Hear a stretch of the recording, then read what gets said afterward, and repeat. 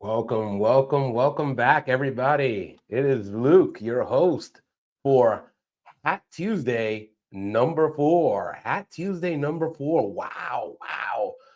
Again, we got an amazing show out for you today. I don't want to take too much time up because I do want to bring our guest out here right away, but I'm just gonna go and bring him in. Hopefully, Steve, you're ready to roll. I'm gonna try to bring you on stage. Steve, can you hear me? Steve, yeah, you're on mute. Maybe your mic is muted. Let's see if I'll give you a second there. Don't worry about it, Steve. This is just some of those things that happen when you go live. Um, Ian, how you doing? Welcome, Ian. We're waiting for Steve to get his mic in order. Hopefully, you guys are able to hear me. Like I said, sometimes I ask a guest about their microphone, and it really is all me. uh, don't worry about it, Steve. You can keep working on there. But yeah, we got a tremendous show for you today. I can't wait to ask Steve about the hat that he's wearing. Steve, your lighting is definitely good, so that's already a start. Um, we got Josh. Welcome, Josh. Welcome to Hat Tuesday number 4. Man, that should be a good one. I just had so many. You guys already know if you guys watch this show that I go on my walks every single morning, and I always come up with something. Obviously, this might be like the first time some of you have seen my hat wall. I don't remember if I actually showed you guys my hat wall. This is obviously not my whole hat wall. This is some of the hat wall. This is just something that I managed to find the time in this past week to get the hat wall resurrected. Morgan, welcome. Oh my gosh, we got a lot of my faithful my faithful inner circle here. I had no doubt, but it's actually been a little bit. Paul, I don't think Paul is gonna make it. If I understood, he might be still traveling. So Paul's not. We may not be able to see Paul this week, or maybe he shows up later. Who knows? Paul, I feel like really enjoys these chats. And obviously we have Josh here that is a hatter as well. Me and Morgan are kind of just hat aficionados. Steve is going to talk a little bit about like the velour production process. And we'll see. Like I said, we're still not hearing you, Steve. Just keep trying. Like I said, there's got to be a good reason for why. Let me see. Maybe I can unmute you. There you go. Try this now, Steve. No, still not. Still not hearing Steve. Are you guys hearing me, right? Just want to make sure that that the issue is not I could be having Steve running a rat race here, and I just want to make sure it's not him. Like it's happened before. This is some of the the things that go with being live, and it's okay. Like I said, Steve is all right. I can hear you, not Steve. Okay, sounds good. Thank you, Morgan. Yeah, it could be his mic not being selected. Yeah, these are the things, like I said, technology. StreamYard has made it really easy for me. It doesn't mean, if you've seen the show before, especially like the early on shows, you guys know that it's been a little bit of a process for me to get my mic up and going.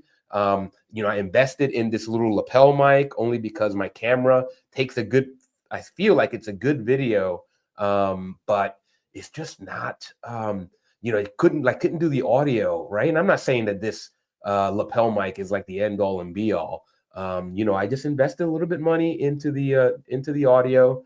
Hopefully, you guys that have seen my audio have heard my audio from the get-go have seen that it might be a little less echoey.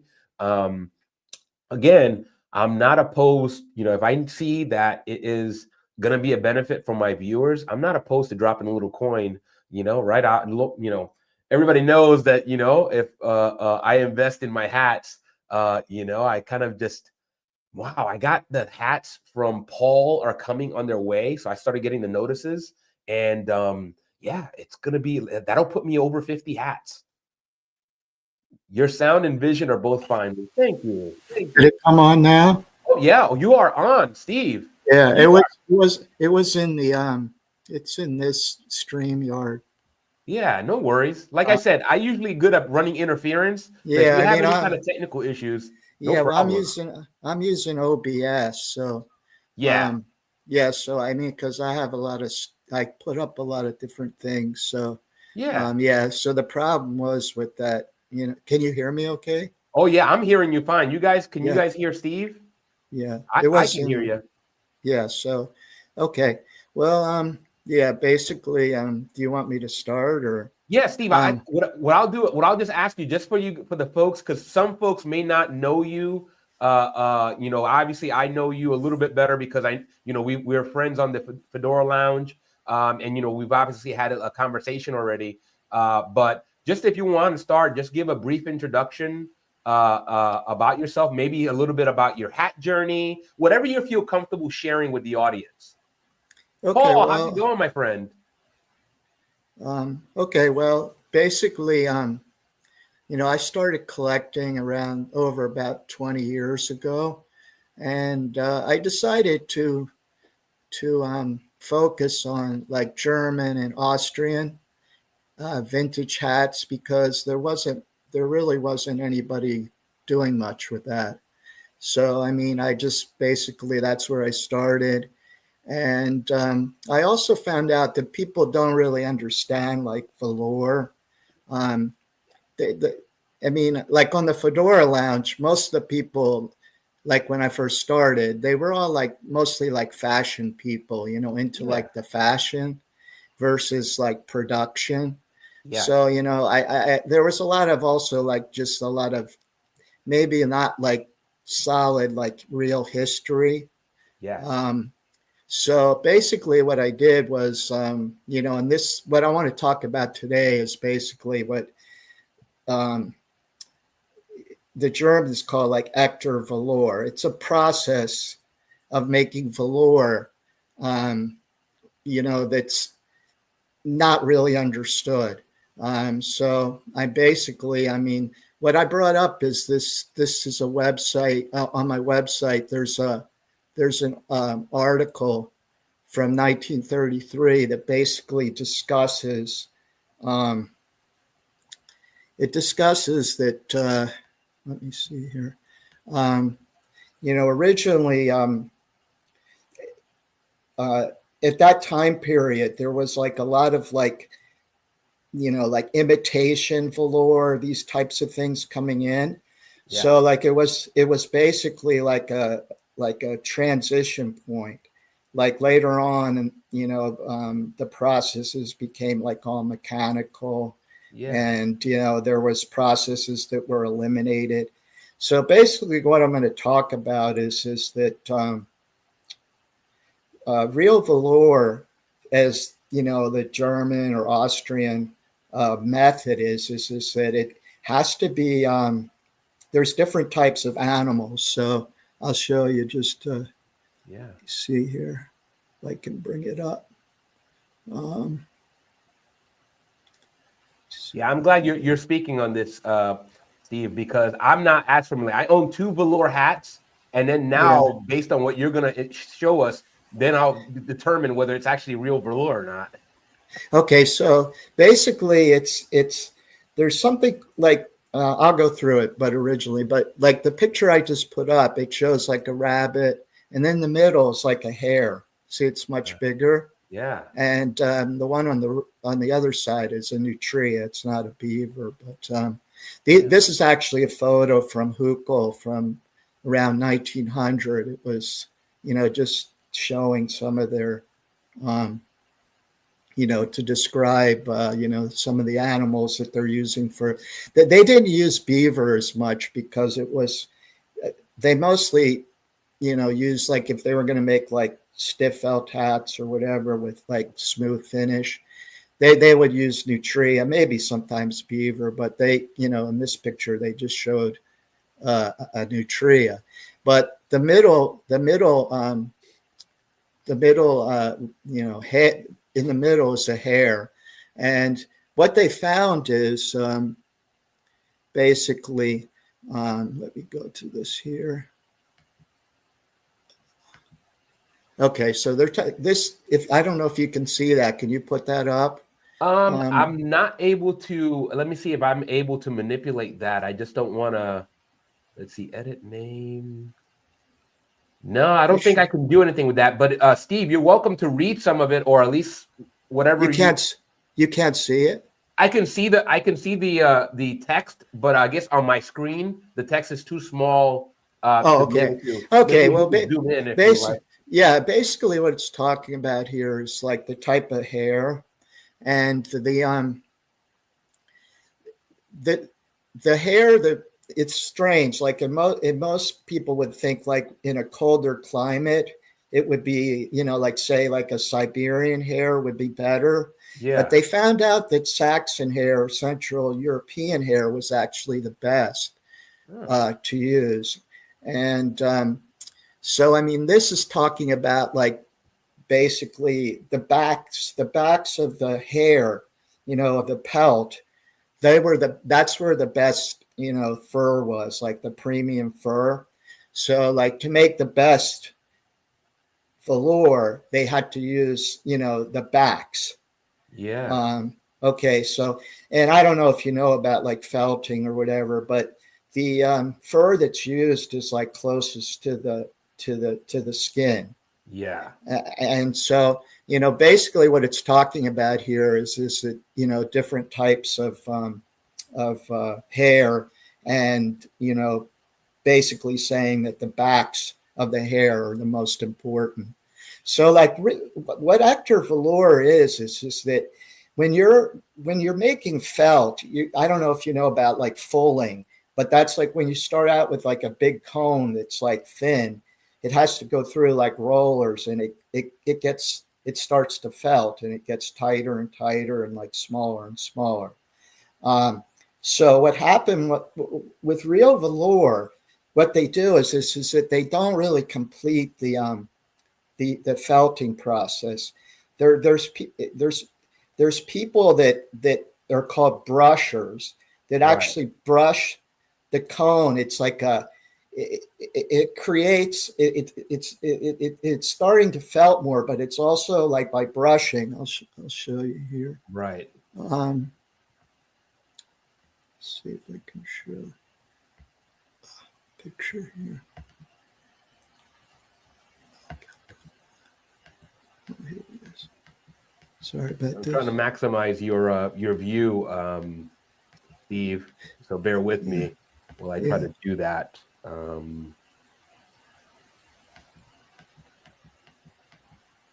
Get to the end. Shift +6.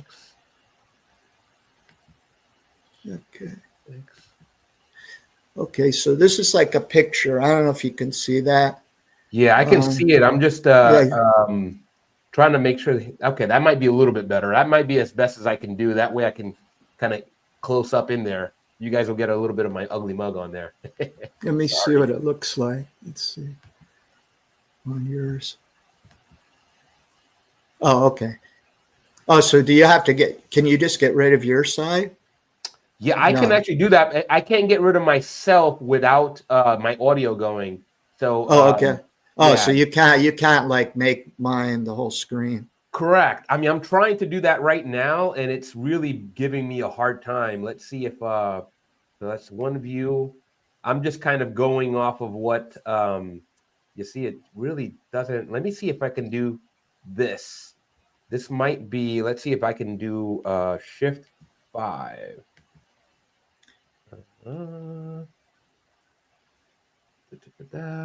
It really is fighting me. Sorry, Steve. Yeah, this is kind of this is like how a cone is originally made. So you can kind of see like it's very big, like it's sputtered onto it's like basically like a vacuum that like sucks the follicles of the fur. This is actually from Huckel. So basically, this would be like if you see the guy holding it on the side, you can see how big it is. Like he's starting to take it off. Yeah, it's very thin. So like this is like fulling. So if you see like at the, that big cone becomes like tighter like this, see behind like where they're, on the table. So that big cone is basically, by going through rollers, it starts to felt and get smaller, tighter. So, but normally, like when you make a regular hat, like a soft felt hat, you just keep fulling to a certain point or whatever they want for like, whatever the felting, amount of felting or whatever tightness. Yeah. But when you're making velour, you don't go all the way. So there, it's not fully, it's not fully felted. It's not fully like fulled. So, Yeah. so what happens is, at this point, this picture here, these guys these were called brushers. So like with Echter velour, it's like it's hair, hair felt Yeah. with hot brushing. So these guys that are working at these tables, they're like there's like hot liquors, and I don't really know exactly what the solution was that they used, but basically what they're doing is they're brushing those hoods that aren't fully felted, and what they're by doing this, they're creating like kind of like almost like a fuzz or like a fluff on the cones. So it's like, and that's how they're able to get like extreme gloss. I see. So it's great. not, so it's permanent. It's not, there's nothing that's done, like any kind of like solution or anything like that. They really don't understand, I mean, why, but this process, so the people that did this, they were like very specialized. Like some of the people that worked at, like, this was Mayser, they worked there, some of them worked there for like 60 years. Wow. Yeah, so like most of the people started, a lot of them started when they were like very young. Yeah. And they worked. So like this, I mean, this is like kind of tough work too, because you're like always like, working with like brushing or whatever. So this is like the initial process to like start creating, like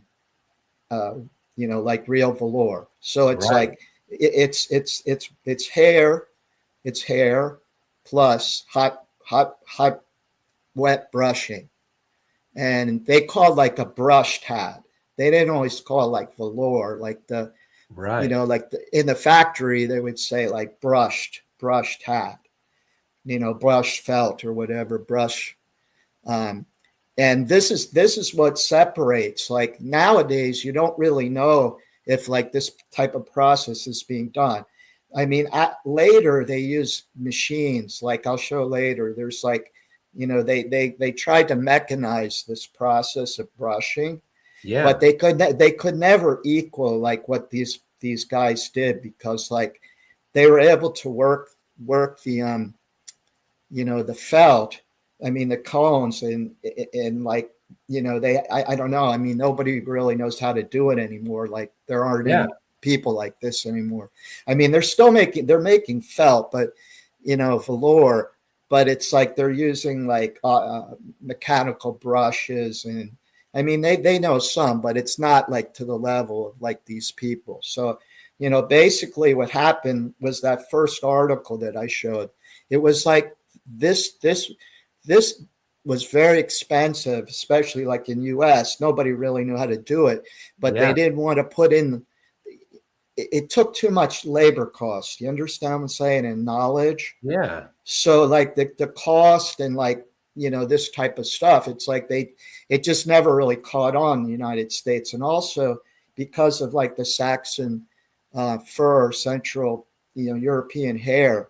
Yeah. Like if there was a war or whatever, you couldn't get the fur, to the United States. You couldn't use anything but that. Yeah. So that, that was part of it.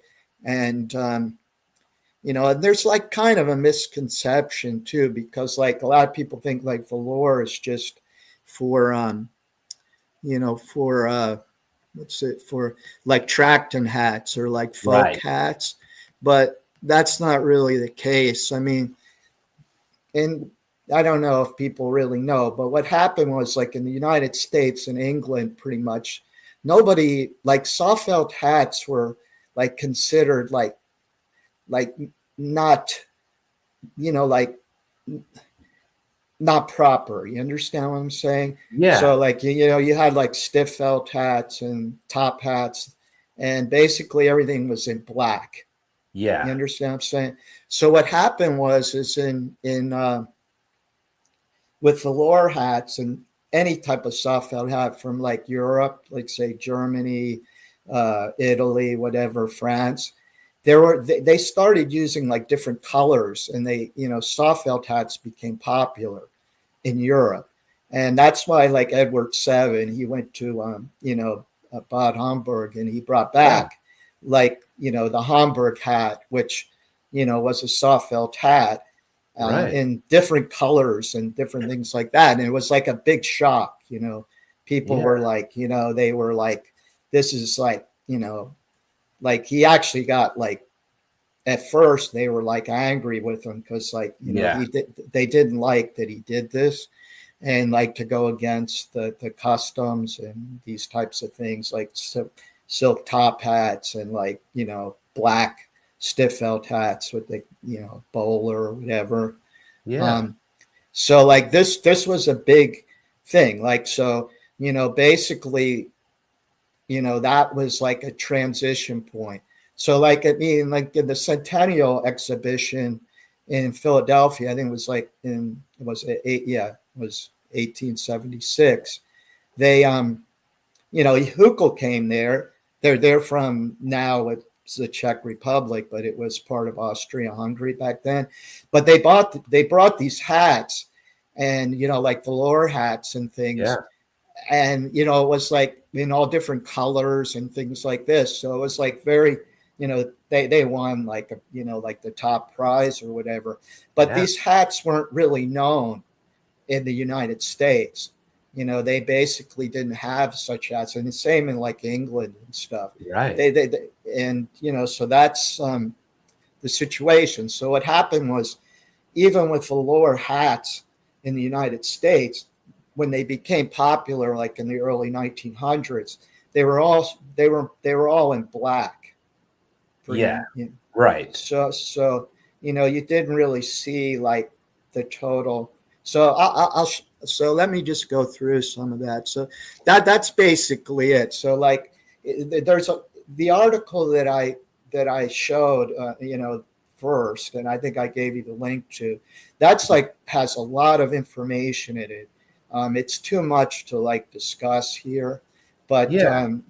basically with velour is after that process of the brushers, the there's another process where they start to like scratch it, and Yeah. then they'll clip it. You understand what I'm saying? Right. So it's like, so there's like three different types of velour.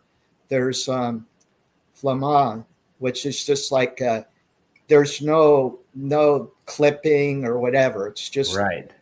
It's like basically pretty much like after what the brushers do. And Yeah. then there's something called a soleil, which is like basically it's like a longer, after it's like a longer uh, uh, nap, and it's like iron. So like there's Right. like, and then so you're actually seeing like the not just the tips of the fur. So Yeah. it's like, and then the other one is open. So it's like basically you're just seeing the tips, pretty much Okay. of the. So like that, to do the open is the hardest. So you have to be like, you have to make the felt has to be like in that brushing and scratching and what Yeah. those processes. It has to be like, you know everything has to be done like perfectly because you're Yeah. basically only getting gloss from the tip. You understand what I'm saying? So Yeah. it's like it's not like I don't know if you know what a nap is, but there's just like it's like it's like basically like if you take your hat, you can feel like a grain. Like if Correct. you go in one direction, yeah. Right. So like so I'll show you what I'm Yeah. putting one over. Uh-oh, show and tell. I love it.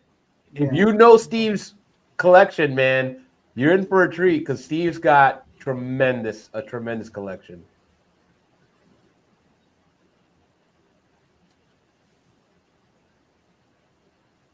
And I dig your office. I think that looks like your study or office, Steve. No, it's just in my. I don't know if you can see this, but this is like from on. Oh, This oh is yeah, this that is a comes through really yeah. So well. this is a Vilka. This is a company from Guben in Germany, Yeah, but this isn't really. See, this is like kind of clipped. It's not totally like like what I was saying, but it's still kind of yeah, rough. You see how it's rough, yeah, but it's actually velour, but it hasn't been like basically brushed and toured. It's yeah, kind of like we call like a rough finish too. So this would be an example of that. yeah. You got some fans already, Steve. Ian just said it was Yes. gorgeous. Yeah. So let me see.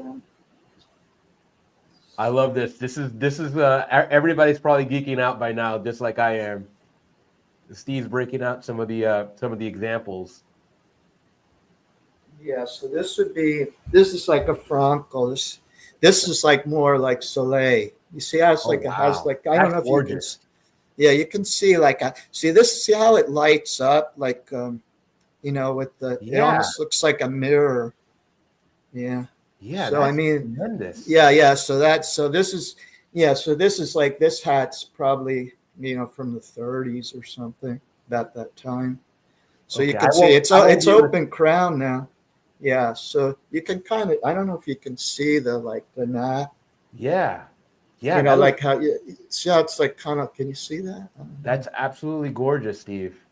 Yeah. Yeah, So and it's we had like Ian just sent a message, presumably in German, but I won't have a chance to pronounce it. Um, yeah, I'm not even gonna try. I'll do just for Germany. That one's for you, Germany. I won't even try to pronounce that. But Steve spent some time in Germany um, early in life, so I'm sure he has a few questions and comments. okay. So this is more like open. So see, this one's even more. Yeah, Yeah, this one has like not as much nap. So, but you can see it has like amazing amount of of yeah. gloss. Yeah, it's tremendous how different. So this is my ignorance, Steve. Now I understand that the process of velour, of creating a velour, I guess for me, in my ignorance, I thought a velour was a velour was a velour, right? I own two examples. This Celentino is a velour as well. I have a Borsalino velour here hanging up on this side. Yeah, I don't know if that comes across, yeah. but I mean, the situation is that you're not going to get like this type of velour. You're yeah, you're not going to see this nowadays. It's right, just because this, like, you can see, like, yeah. see if I can get the Yeah, I've never date on. seen anything like that, Steve. So I mean, my eye test tells me you're absolutely right. Yeah, this is so. Yeah, I mean, this one is like more like open. So that's like Yeah. example. Yeah. Now, Steve, just for our viewers here, the reason why you won't see these is because the art is lost, right? Meaning that nobody really knows how to do it. Well, I mean, the thing too is like back in the day, they aged the fur before they used it, like the Yeah. pelts, and they also used like nitrate of mercury, which is a Right. different like type of you know they call like pickling or carroting here. But the thing is that um, that basically, I mean, I know like I had correspondence with the last like technical director of Franco, Yeah. And he basically said like, because like the thing is like hair, it doesn't really not it doesn't felt. Right. It takes like extra amount to like make it like beaver. It does basically fur is like barbed already, so Yeah. it doesn't it felt much easier than hair. So like Yeah. just having like uh, they never could really like now they're not aging fur and like Right. they're not you don't really know what you're getting and Yeah. um so I mean like so to get something like this it's just Yeah. It's a so I mean process, and you probably pay a pretty penny if you were to try to recreate yeah that process. yeah and these there isn't a lot of like stiffening, like you can see it's like very pliable, see how pliable it is, Yeah. it basically it can be if you can see that. But Yeah. I mean, it's like so. I mean, this was like hats like this. Basically, were if you wore a hat like this in the United States, like in Yeah. 1900 or something, only like somebody like an actor or something. You understand Yeah. what I'm saying? Like you wouldn't get a color. Like I'll show you something. Yeah. Um, this is like. Um, Let me show you this something here. It's Yeah. kind of hard to manipulate all this stuff No here. worries. You have the full screen now, Steve. So all Yeah, the hats that you're showing are full screen. yeah. Let me just show you something here. Um, okay. Oh Okay. yeah. This is a picture. This is like a picture of Edward Seven. This is like you see him in the middle, Yes. and you see like the shape of his hat. Yeah. Yeah, like this is like what like the original Hamburg looked like. It Yeah. was more tapered and it had like very extreme like Steve, brim curl. is the gentleman the one with the cane, or is he the one next to the person with the He's cane? in the middle. He's in the middle. Oh, right. There's He's six gentlemen. Well, what a minute. Six? Am I getting that yeah, right? yeah. He's the one that's in the middle. He was Oh the yeah, yeah. In the middle. prince. He has a cane. Yeah, yeah, Okay. yeah, Yeah. yeah. Oh, There's a got it. couple of them. But yeah, he's like younger here because this is, about I think it was like maybe in the early 1870s. I Yeah. think this is like 1890 though. Yeah. So yeah. So I took this picture. Like I actually went there. So like I took this picture on the wall. Right. There's some of this on the internet, but it's like really poor. Yeah. So like that's basically him. So I'll show you something that's like really pretty amazing. Yeah. Okay, this is a really early. Holy cow, Steve. Yeah, yeah, yeah. This is a hukel. This is probably from about that same time period. So it has.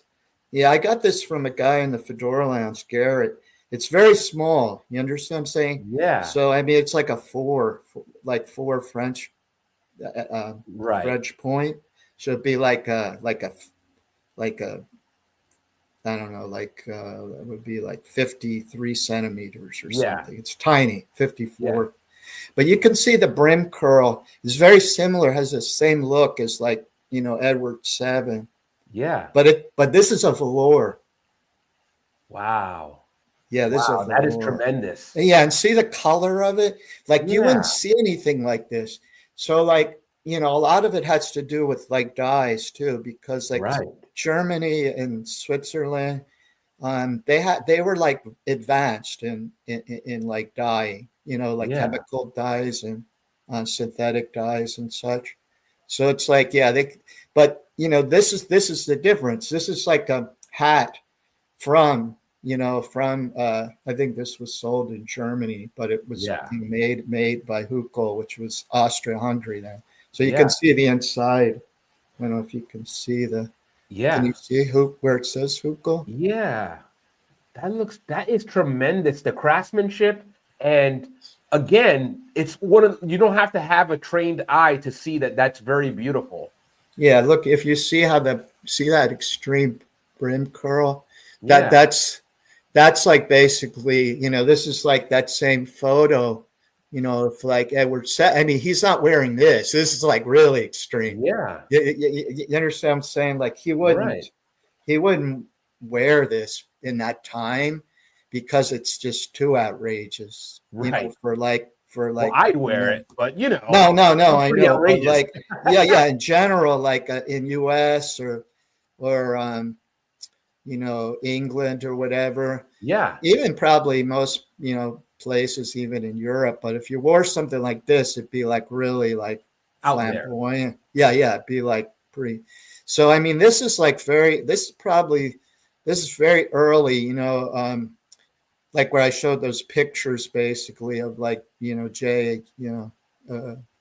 JHS. It's easier just to say, Yeah. but that is you know this was made like you know in the time period of those photos. Yeah. You can see, Steve, you I know, got a question.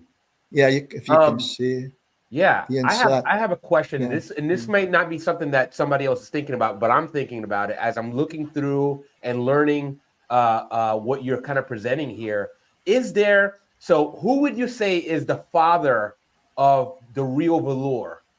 Meaning Well, I like mean, I don't know. Like, I don't think they really know. You understand what I'm yeah, saying? I've never really come, like, in, you know, basically, I'm more interested in like the later, you know, like where it yeah, became something like this.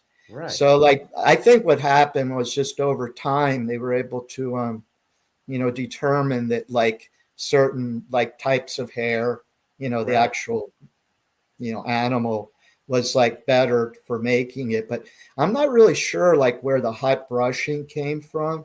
I'm right. pretty sure I don't think it was I don't think it was French. I mean velour is like French, but Yeah, like this technique that was used I'm pretty sure it's like from Germany or yeah, German places. And yeah, I'll show you something here. yeah. There's just go down. Let's see if I can get to some of these other. Okay. Yeah, Ian mentioned such hats seem to be a status symbol. Well, yeah, like something like this. Yeah, it's hard to say. I mean, I don't know like how it fit in and that you know where it came from that time. I Right. mean, I'm not really sure. I mean, I've seen like even stiff felt hats.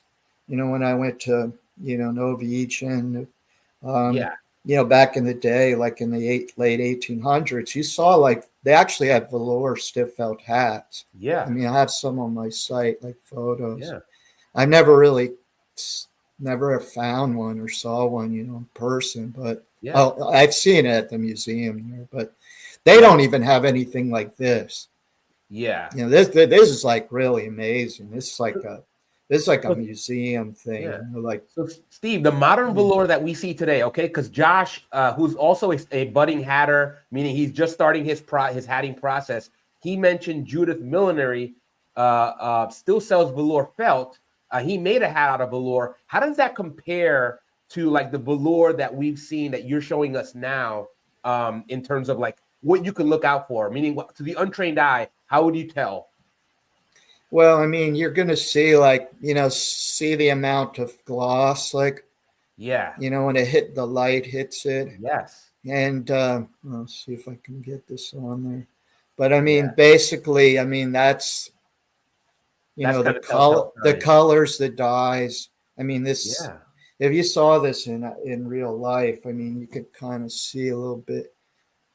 So also how that you know being able the dyeing process is like very important because you know you can't have like imperfections Yeah. you know with the like with the you know the nap so you know where there's like different you know like not uniform color Yeah. you know so I mean Hukel has still they now it's like Tonak but you know basically they kind of protect some of their dyeing you know their Yeah. processes where they do like dyes and stuff because they I'll show you Yeah. I'll Please show do you show us, Steve. yeah yeah You gotta love the eye candy. yeah. Yeah. This so you can see like I mean, you're not going to see like as black a hat as this now. Yeah. You know, this is a seal velour. Yeah, that's This is deep. hook. Yeah, hook. I don't know, but see, it has like a lot of gloss too.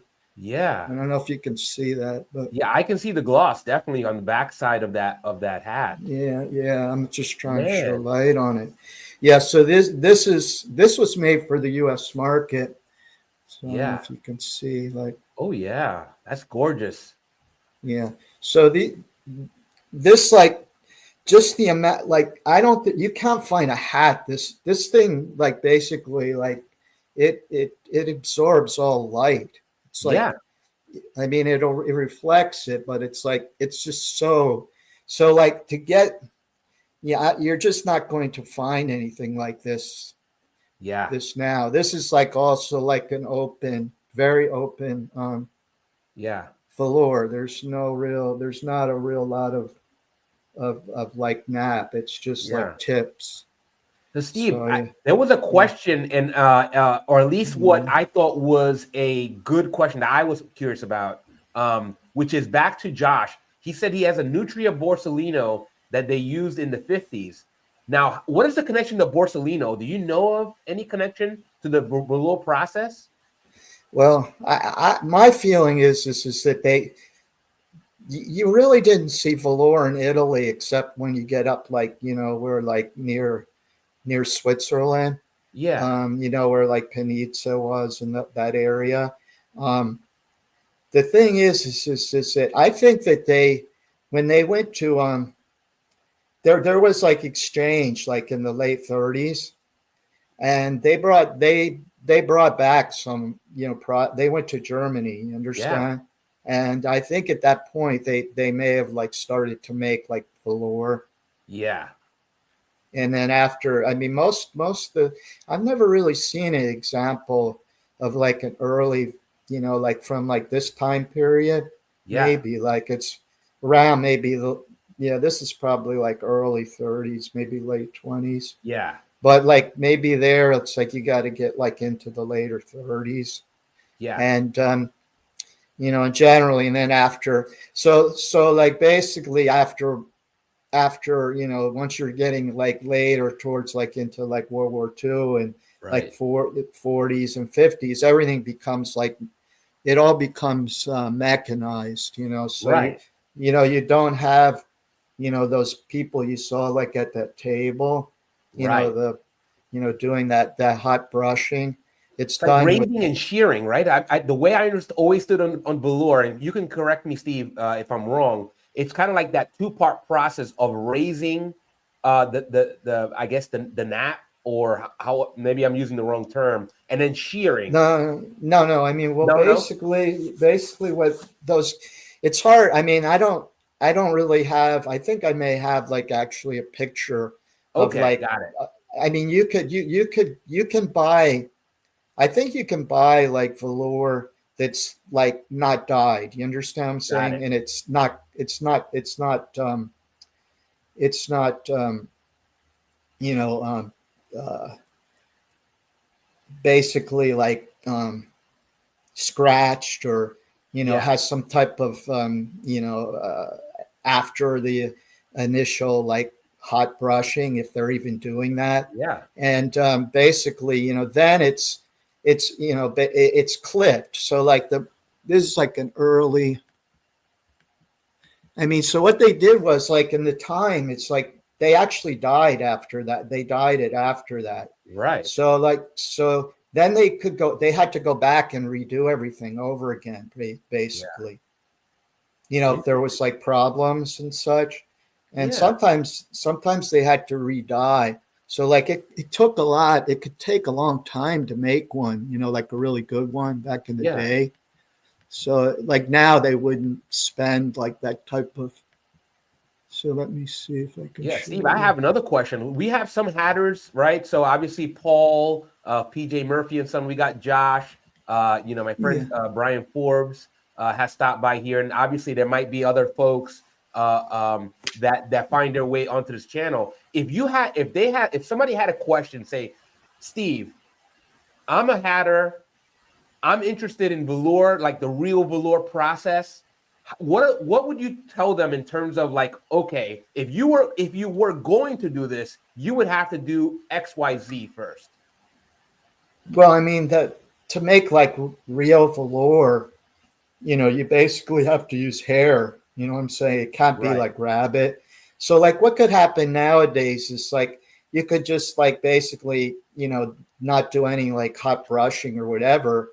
I Right. mean, that's what that article's about from like, from 1933, because Yeah. it's like a transition time where like there's like they're saying like imitation velour, like but saying it's like real velour. You understand what I'm saying? Yeah. So they could just like, like a fully, like fully fold felted rabbit, like Right. whatever, uh, rabbit hood or whatever, then you Yeah. just scratch it and whatever, and that's like velour. You understand what I'm saying? Right. Right. Yeah. So like all these processes are being, they're not being used anymore. So Right. that's what happened. I mean, like in the time of like these, that there was a lot of processes and a lot of handwork and like very specialized work. They're using machines too, of course. Like, Right. see, this is like an example of like a pretty early, like, clipping, shearing. So Yeah. that would be like, but basically what they did was, they had, if they found problems, they had to go back and, maybe like work it on it. You Right. understand what I'm saying? So it's like always like it was, like if you look at this hat, like I have here, if you have it in your hand, Yeah. it's perfect. There's no, the dye is, it's just everything about it is like perfect. You Yeah. can't find any like flaws, Yeah. so like this would be, you just come find it because you can see like just how it, what you do, Yeah. you can Yeah. see. The reason I asked Steve is because You can again, see you can see like how like even like see how like light hits off that. I don't know yeah. if you can see on Oh the yeah, top. absolutely.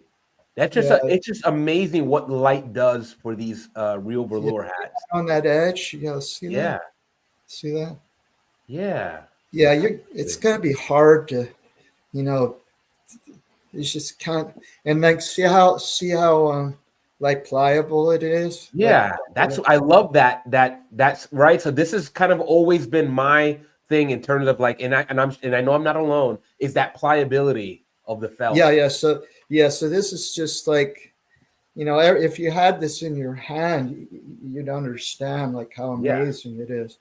yeah, It's just, and just even just like the work on the, the bows and everything's like pretty perfect, and yeah, the insides.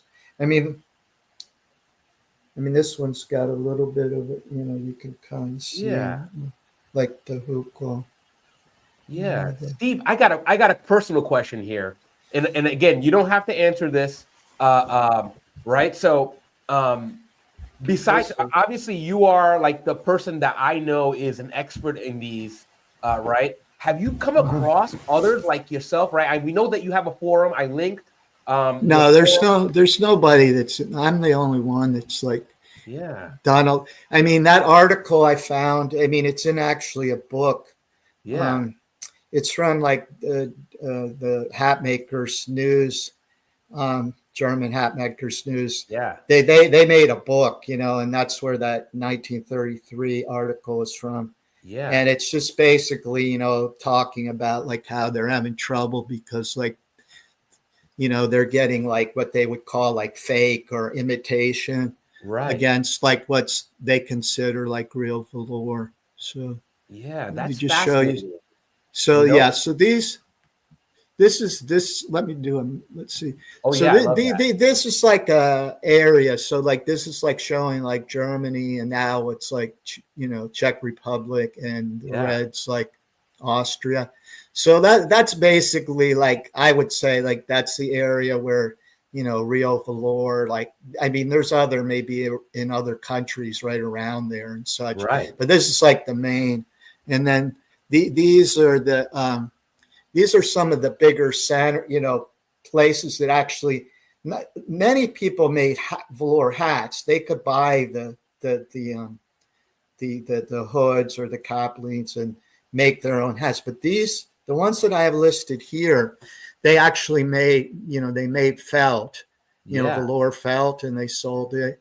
And like, that Sinderman, that Sinderman, that one only, they only made like stumps, or like here you would call like a hood, or caplins. So they would sell. So I'll show you something here. Oh man, this is awesome. I love this. I'm geeking out with all the history here. Yeah, let me show you. Velour stumps. Yeah. This is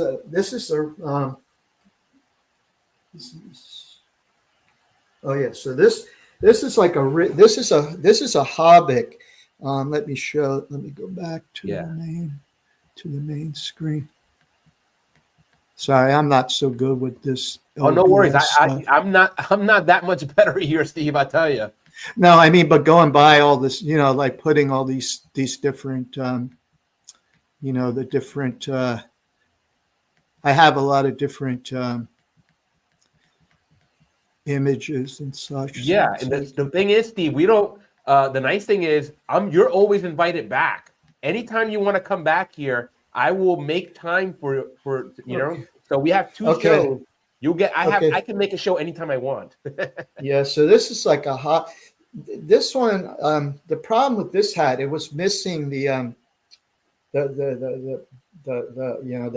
and the bow, and it didn't have the liner anymore. But see, this was sold to Riga. This one's an early one. I would say this is probably like World War I era. Yeah. So like I had Optimo put I kind of shouldn't. It wouldn't have had like this color band. It would have like a black band. Yeah. But this is a pretty. So generally, like that would have like a black band, and like this is how they would wear it. You understand? Yeah. So like this type of like they would wear this like in the United States. If you saw like velour or whatever. Yeah. So the Austrian velour was considered like the best. You understand what I'm saying? Right. It's kind of like in Germany. That wool hats were, you could have a wool hat looks like this, I mean, actually had wool like velour too, like kind of an imitation. But, this style hat, like this is what like most, like a business type hat, if it was like black.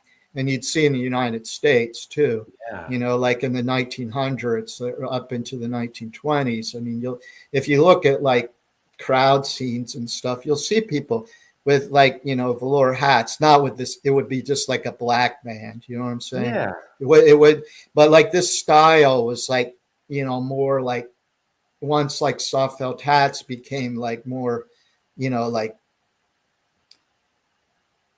more formal or whatever, or acceptable, like you would see something like this. You understand what I'm saying? Not something like in, like burnt orange or something. Right, correct. So like this is like this is pretty like standard, but this is like a really nice one too. Yeah, but what I'm saying is, combination.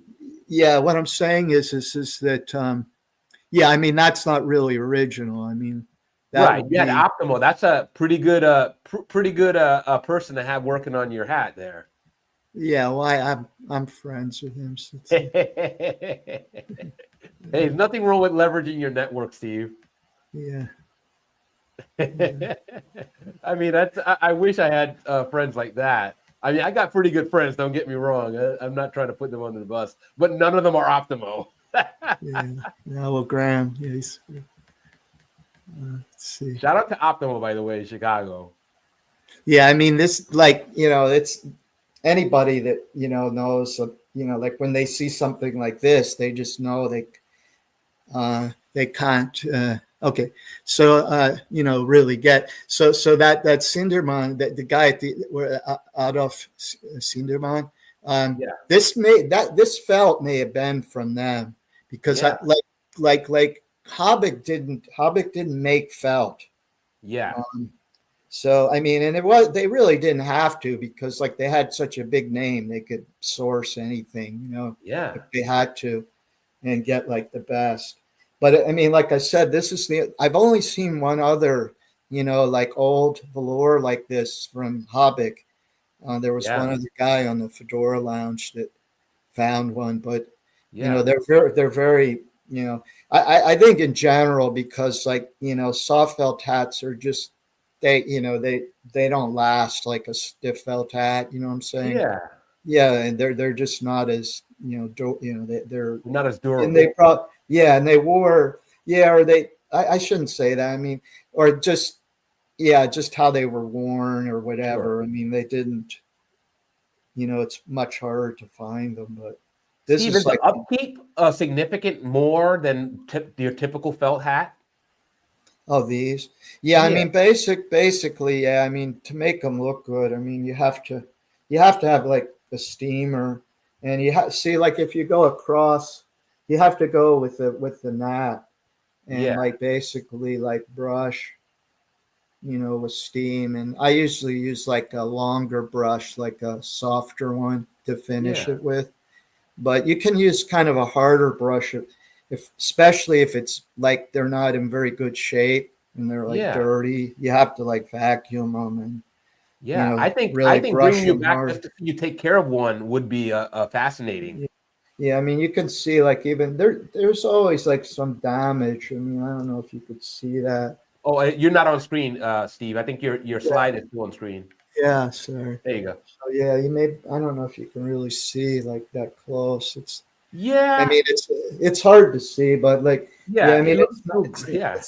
it's not perfect. There's some like there's always like some. It's not always just like what you call it. Collateral damage. No, no, no, no. I mean, but moth larva or something. It could Oh be like yeah. any Right. type. It could be any type of it could be like mice or whatever. Right. Anything will start like munching on it, like Yeah. thinks they can eat it or something. But Yeah. What? it seems like they don't like black. Black usually, Yeah. lighter color velour is more susceptible to getting Yeah. eaten. Steve, Ian had an observation here. He said, interesting that the three Czech hatters are all in the same area. Yeah, I think that's because of like Huckel. See, Huckel goes back to like 1799, Yeah. and they're very early, so they kind of established themselves in that area, you know, of what's now Czech Nova Ditches. Republic. It's like Moravia. Yeah. It's and but this is a Mayser Yeah. velour, Yeah. probably from like Beautiful. like maybe the late 20s, early 30s. You can see the Yeah. inside. So this, from that picture, that I showed those guys at the at the tables, Yeah. this came, but see, you can see there, like, see that, Yeah. I see it. Yep. see That where it comes was up eaten. through there. Yeah, something munched on that. It could have Yeah. been moth larva. It could be anything. I mean, something ate it or chewed on it. But this Steve, is what like, do you do to like try to like keep the moths and the moth bites at bay? well, they came up with like certain stuff. Like, I mean, um, I, like to treat the felt.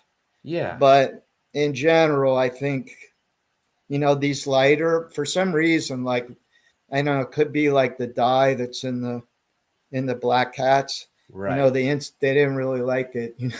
Yeah. But there's some, I can't think of I can't remember the name of it. The treatment. It was by Bayer. Right. I can't remember the name of it. So basically they were always trying to do stuff like that. But Right. in general, like if you kept a hat in some place and, something's going to get to it and start. Yeah. So yeah, this one has a lot. This is a really nice one. You can really see how it lights up. Man, it's beautiful. And that bow is just, I mean, the Yeah. ribbon, it's just Yeah. Yeah. out of sight. This is like, you can really see how it lights up. Yeah, absolutely. Is that ribbon original, Steve? Yes. Oh yes. Wow, that's This is gorgeous. all original. This is like, this is the real deal. And you can see how pliable it is. That's how interesting this material is, that you can see how pliable it is. Yeah, it's like you can see all the, Yeah. I mean, that's why when you see like, there was no velour made. Like, I mean, there was velour made, U.S. or someplace, but they couldn't make this. You understand what I'm saying? It just didn't. It didn't. It was like, that's why, like. Well, right. I mean, even in France. I mean, France. If you look at all their, like, like. He's going back there, folks. I love it.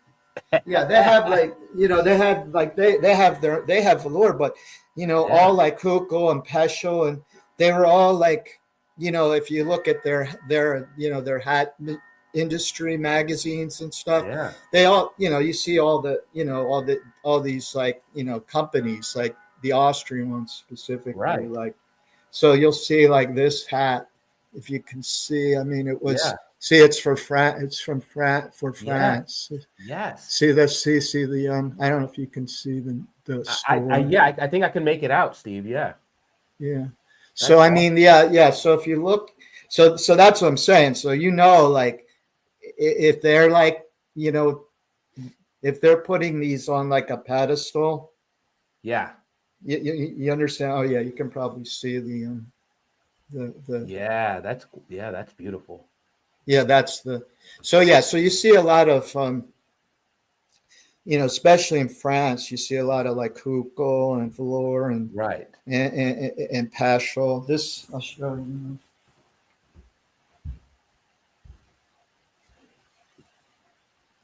I got to think they're all loving this, Steve. I know I am. Austrian velour got really popular in England, and during like.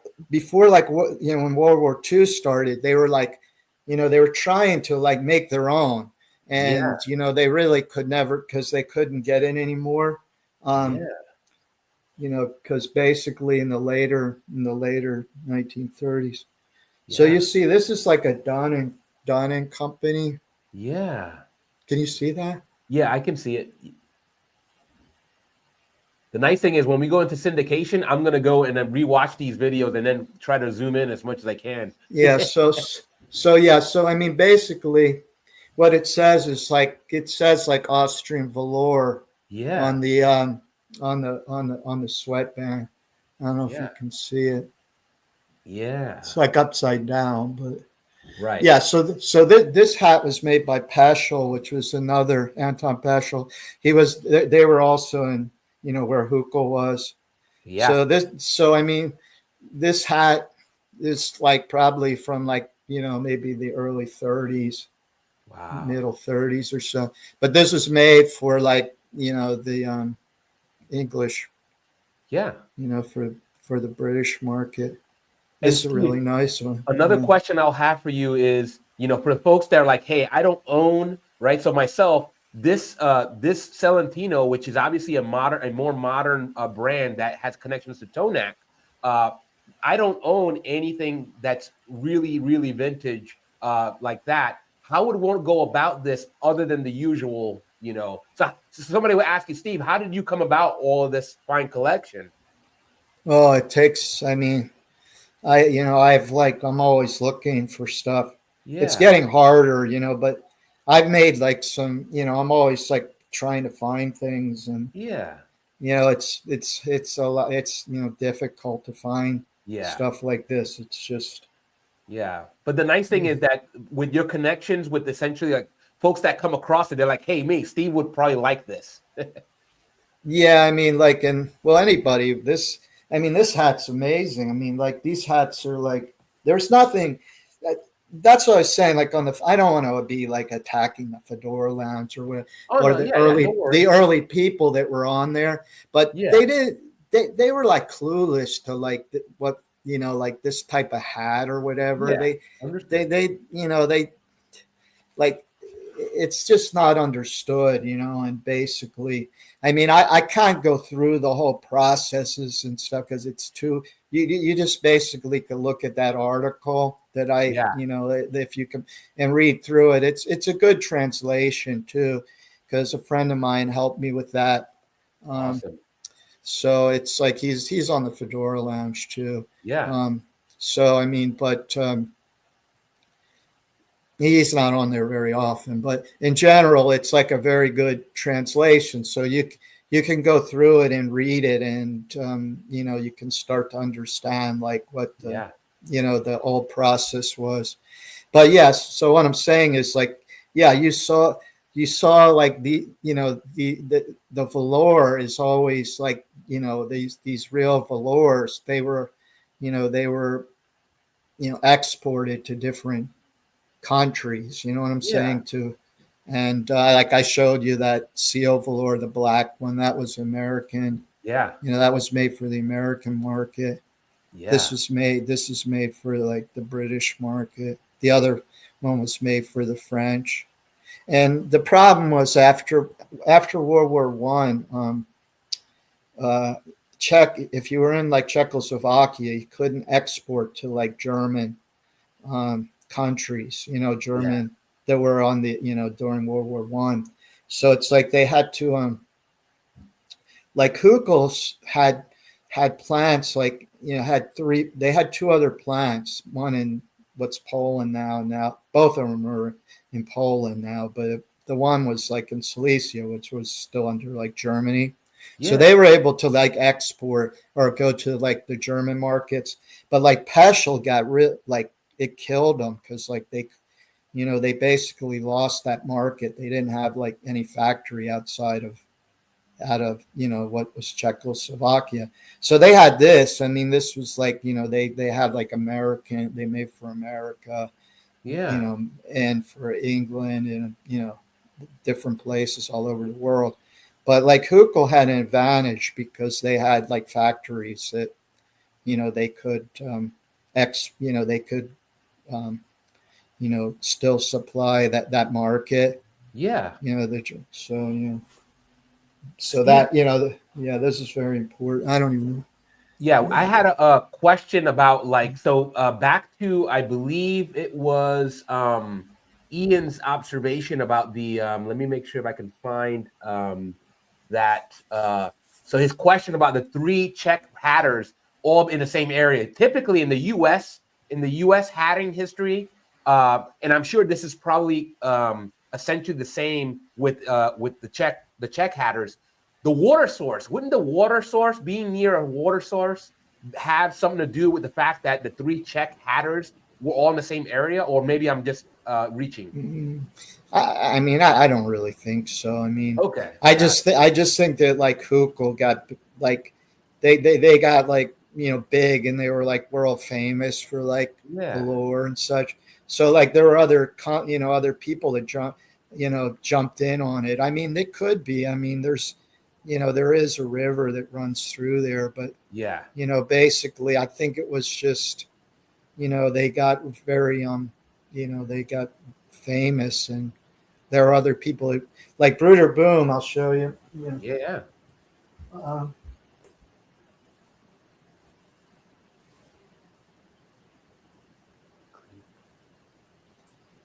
Well, we got another question here, Steve, about how to clean velour.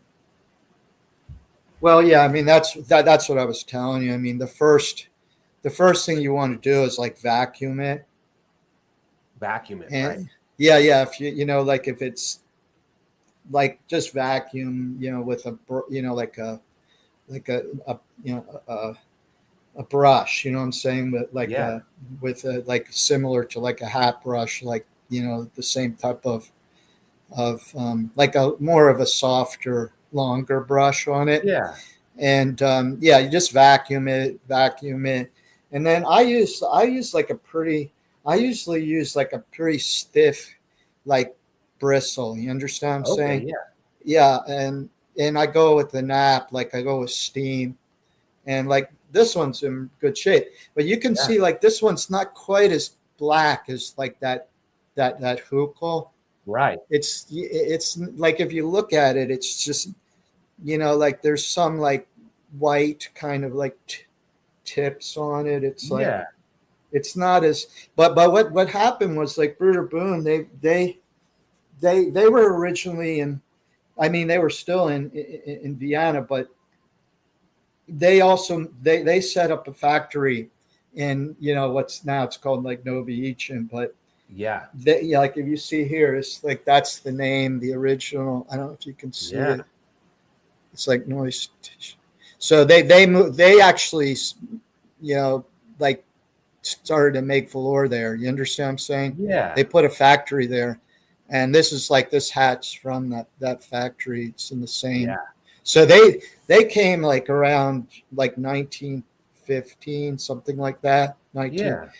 So like, what I'm saying is, they came later, but yeah, it's probably too, because they had, people that they had, like the laborers, people that know how to make this stuff, Right. this velour and Yeah. whatever.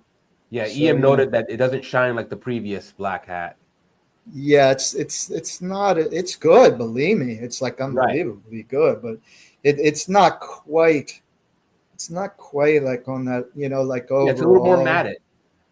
Well, no, it's not. Yeah, it's just, also, it's not as like, it's nice. I It mean, definitely does shine. I mean, I can see the light reflecting it, oh but yeah, oh yeah, yeah. it's a little more, like, I mean, this one's in really good shape too. Yeah. I mean, you can see it's pretty much like, almost like new old stuff. Yeah. All your hats are beautiful, Steve, to be honest. And I I mean, mean, you kind of see the name. That was the name of the town yeah. prior. Uh, Noise Tishan. That's Steve, a another country. question. You mentioned on our previous discussion about doing a tour of like the museums. If somebody were try to recreate your tour of going out to museums and to various factories, where would you recommend they start first? Well, I don't know. That's like a difficult thing, because Yeah. I mean, I don't know. I mean, I can't really say. I mean, some of the, I just got lucky to go to like some of these places, just Yeah. because, So no, if I you mean, went to Novoyiching, like is that some place you could Novicin. go to and Yeah. then Yeah, I mean, well, they have a museums and stuff. I mean, it's definitely a neat place to go, because yeah. it's like it's the whole, like, they have it's basically like a hat town, like big. It's a Yeah. pretty big place, but they have like all kinds of things, and like they have, a museum. They have like all these, like, everything revolves around hats. Yeah, I love it. So I mean, you could see on my website. I mean, everything's pretty much there. I mean, I went to the, what was it, the 220th anniversary. Yeah. So that was in 2019. So, Wow. like, yeah, they're still, like, I think he's, probably still alive, but he's, um, Hans Huckel. They went to like Canada after, after the war or whatever, World Yeah. War II, and they were, he was actually born there, so like, I got to, talk to him and stuff. He Wow, likes to that's go on amazing. my site, because, like, he likes to see like all the stuff. Yeah, definitely check out Steve's website. I already linked it in the banner here below, as well as the article, Yeah, you because can I kind feel of like, see the bow yeah, on this one. yeah, Yeah, that's this would be amazing. more like, what I was saying with that one that's like with the blue band that I put on. Like, Yeah, it should kind of look like this, what I'm saying? yeah, That's yeah, that's and like, this hat would be kind of worn that way. I mean, you can snap the brim, but my yeah, guess is, like, it was probably worn like something like this, what I'm saying? Like yeah, something like this, more like this, without snapping the brim, yeah, back in, it's because it's pretty, it's fairly formal, yeah. type of hat. So Is there an extra cost, Steve? And again, I know you have a friend in Chicago, but is there like could somebody expect to pay to have hat work done? Obviously, it depends on the service, but is yeah, it more I mean, I costly? didn't, I got that done a while ago. I'm not sure what they're doing. I'm not sure they're doing that type of stuff anymore. Oh wow, okay, yeah, Yeah, yeah, because it's just it's like there's no like real money in that. You have to make like real, Yeah. like hats and stuff. So like, I probably got that done like over 10 years ago. Yeah. Yeah. So I mean, like, I don't, I don't think they do it anymore. So yeah, Oh, wow. basically, you have to get somebody that can, like, if you're going to put a band on like this, it's, you Yeah. have to be pretty good, you know, um, you know, you have to have good technique and stuff. Yeah. I mean, they use machines too. Like a lot of people don't know that, but there's like sewing machines that you can use to do like this kind of blind stitching Yeah. on the bands, Yeah. and that like the people that even using it, like the women or whatever that did this, they just they were under like a lot of they had like a lot of supervision, a lot of training, Yeah. like everything had to be like perfect, pretty much. Yeah. I mean, sometimes you see like flaws and such, but mostly if it's like an export hat, it's like they're going to make sure it's like pretty perfect. Yeah. You know what I'm saying? Like some of the stuff that's like domestic is not Yeah. always best, like, maybe even like seconds or something. Yeah. Yeah. So that's like rude boom, but this is, I this love is, it. I love it, Steve. yeah, this is, Steve, I had a question as well about like, do you go out in town with the hats on, or are you more like a collector that no, kind of just I wear hats. I mean, I wear them okay? all. I wear these. I mean, a lot of people like them because they never Oh seen yeah, I anything would like. love them. Yeah. Yeah, they never. This is a velour um, Miesbach. This is Yeah. this is like Bavaria area, like more like where you would think, like like velour, or like the Tracton type style Yeah. hats. But this is like they made. I think this was Kundo for. Um, so this is like an early, this is a German velour. It's Yeah. really nice. You can see like this one's a little nicer than that. See the black, like it's just more, it's a little darker. And Steve, we have a fellow Fedora lounger here, Marcel, has joined us. He just says, "Hey, Steve." hey, hey, yeah, So, Steve, so yeah, again, he's a good guy. Yeah. getting back into like, so was there one thing that you could pin down that really shifted you towards right collecting and then moving towards the hats of Germany, Austria, and the former Czechoslovakia? Well, because like mostly because like nobody was interested in them. Ah, I Like there love was a that. lot. Yeah, yeah. I mean, it was, and there was like a lot of misconceptions. So like especially Yeah, about velour. I mean, because like I said, it was like this. It's just like people didn't know about it because like there's no real. I mean, there was some velour production, but in general, like I said, you needed to have like the right type of hair, and yeah, like so, and you also needed to have people like that did like that hot brushing if they actually did that. It yeah, was just like even the Hugo people when they came for that the Centennial exhibition, yeah, they went to a lot of hat factories and such. There's actually on my website the, I think it was Hugo. He wrote like, like what he saw and like, like an observation, yeah, and just about like production. A lot of like what I was saying. Like they were making basically like high volume and like black hats. You understand what I'm saying? yeah, There wasn't like that that early hookah I showed with like that burnt brown yeah.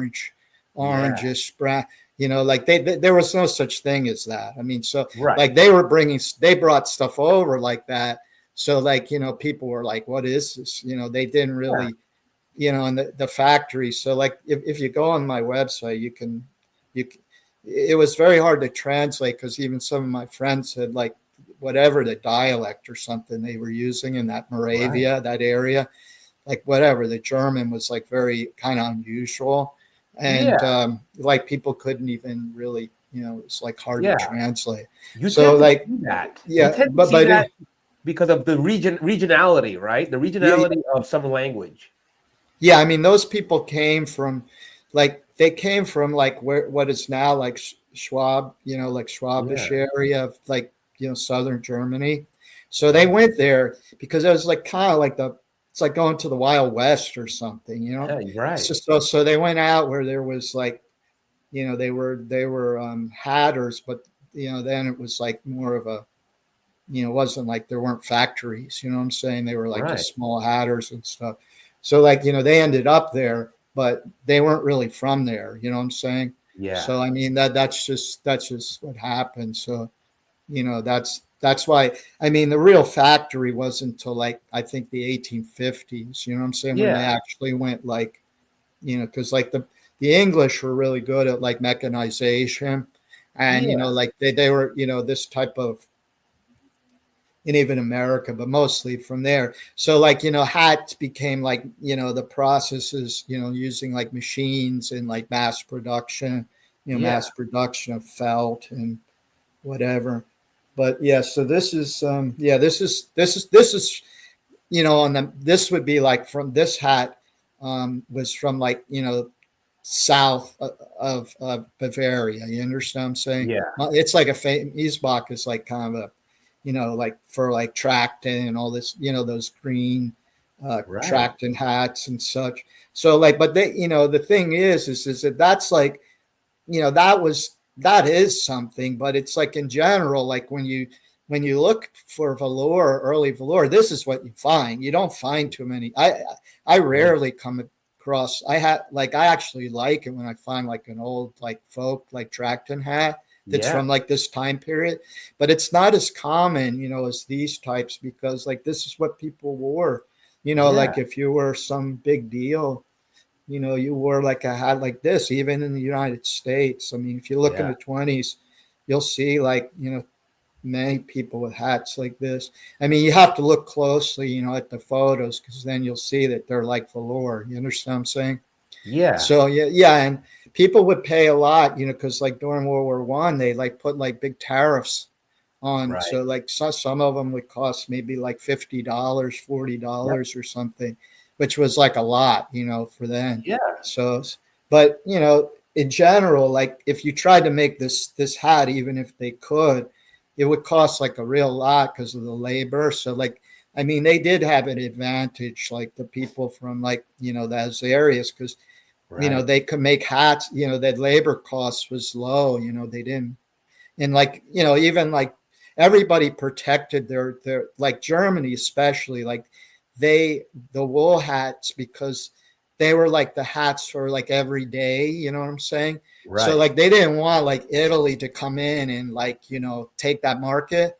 So Right. like they protected it, and like the US was like really, like even this, they put like tariffs on this, and like heavy, and like the people that were importing and going like, they don't even make these hats here. Yeah. So it's like, so why are you doing that? I mean, it's like not even competition, you understand? But they're like, Right. no, but we may make them, like, Yeah. you understand what I'm Absolutely. saying? So it's like, yeah, I mean, that's just there's all kinds of like, like hearings, congressional hearings, and, people like accusing, like with Borsellino, they said like, Right. well, Borsellino, you're selling this hat that's like, $15, but it's like equivalent to our like $40 hat. You understand what I'm Right. saying?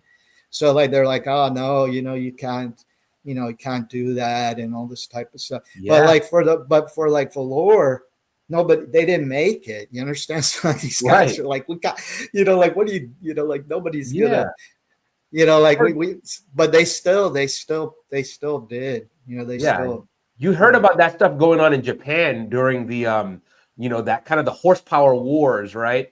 yeah, When Japan was putting out these horsepower machines, and then they would have kind of like gentlemen's agreements between the companies not to, I think it was like 280 something horsepower, is that they all agreed, regardless of what your car actually could put out, you would yeah. say to save face, right? You only put out that your car makes up to 280, and then you had these machines that were putting well above that out there, But 280 is like the listing was 280.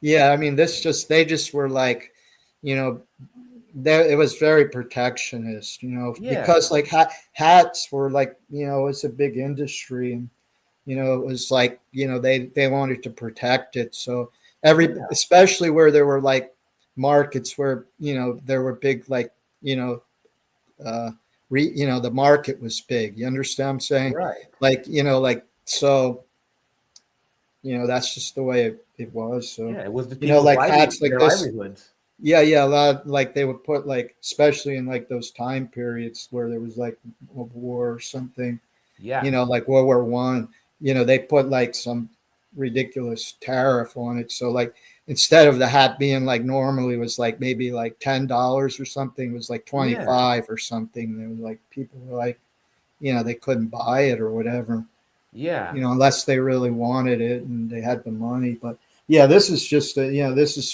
is a German velour from, yeah. Miesbach. And this is, Steve, are there any specific particular thermal properties of velour that make it superior to non-velour? wait a second.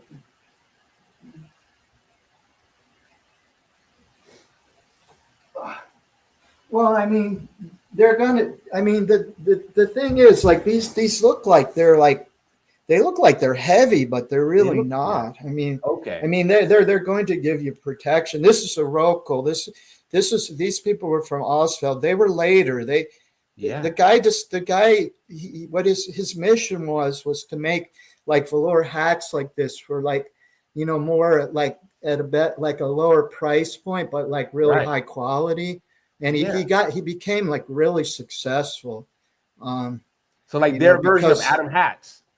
you can see like even the inside, like, see how it like Yeah. shine. It's like a lot of times too, like they tried to make like the liners and sweatbands like coordinated with like the felt color. Yeah. Yeah, so like you see that a lot with like Oh Hukel. yeah, that's a But beautiful lining. this one's really neat. That's very So showy. that's like a Rocal. So, and then so these so this is a German velour. This is like very good.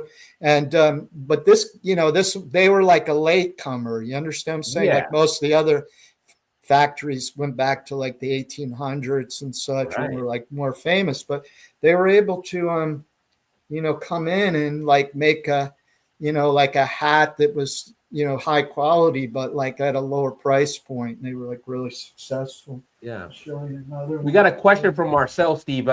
Marcel wants to know what hat you're wearing yourself right now. Okay, yeah, I'll tell you. Okay, so this is an early, like probably very early Rocal. You can see how gigantic it is. Oh yeah. Yeah, I mean it's like very high crown. Yeah. Let's see if I can show that. Yeah, that's It's hard gorgeous. to, yeah. So you can see the inside. It kind of faded a little bit. The Yeah. Oh yeah. But yeah, this one has like really big dimensions. It's You can see the bow is pretty nice too. It's like Yeah. I don't know if you Absolutely. can see that. Yeah, yeah, it's amazing, like that crisscross pattern that you see. Yeah, yeah. So like what I'm saying is like people really, like when like these hats, like nobody really knew, like like when I started finding these hats, it was kind of like unusual. You understand what I'm saying? Yeah, Like on the Fedora Lounge or something. Like, yeah, they saw some of them, but not like all the ones that I was yeah, able to get and find. Like, a hat like this is like very difficult to find, especially in like large, sizes like normal size. This is yeah, like probably like a 58 or some 59. yeah, So it's like to find a hat like these, it's very like difficult. And, like it's just, so it takes a lot to, when you find a hat like this, you gotta like jump on it, yeah, because it's yeah. And so I just think it's very beautiful, Steve, that you got into this niche, this sub niche, because you just didn't feel like it was being represented very well. yeah, well, there's a lot of like lot of not really not, um the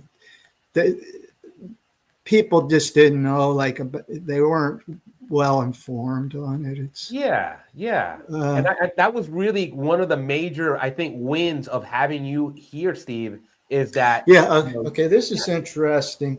This is a company. See on the bottom, Yaniska, and yeah, see, yeah. This company was also like kind of a latecomer, and it. Let me show it to you.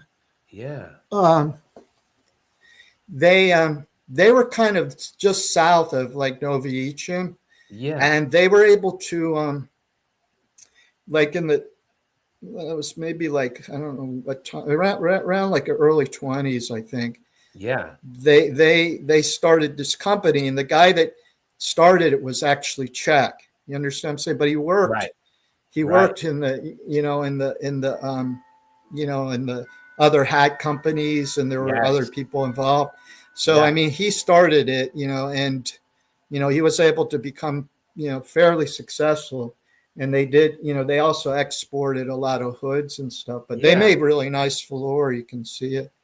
Like yeah. this is an example of it. I mean, That's beautiful. it's missing the patch. A lot of Yeah, times these fall off, but like if you see there, that's like see that. Can you see yeah. that? The see That's that's like beautiful. it's kind of a neat symbol. It's like they used like a person's head, like of a. I don't know if you can see that. There was that.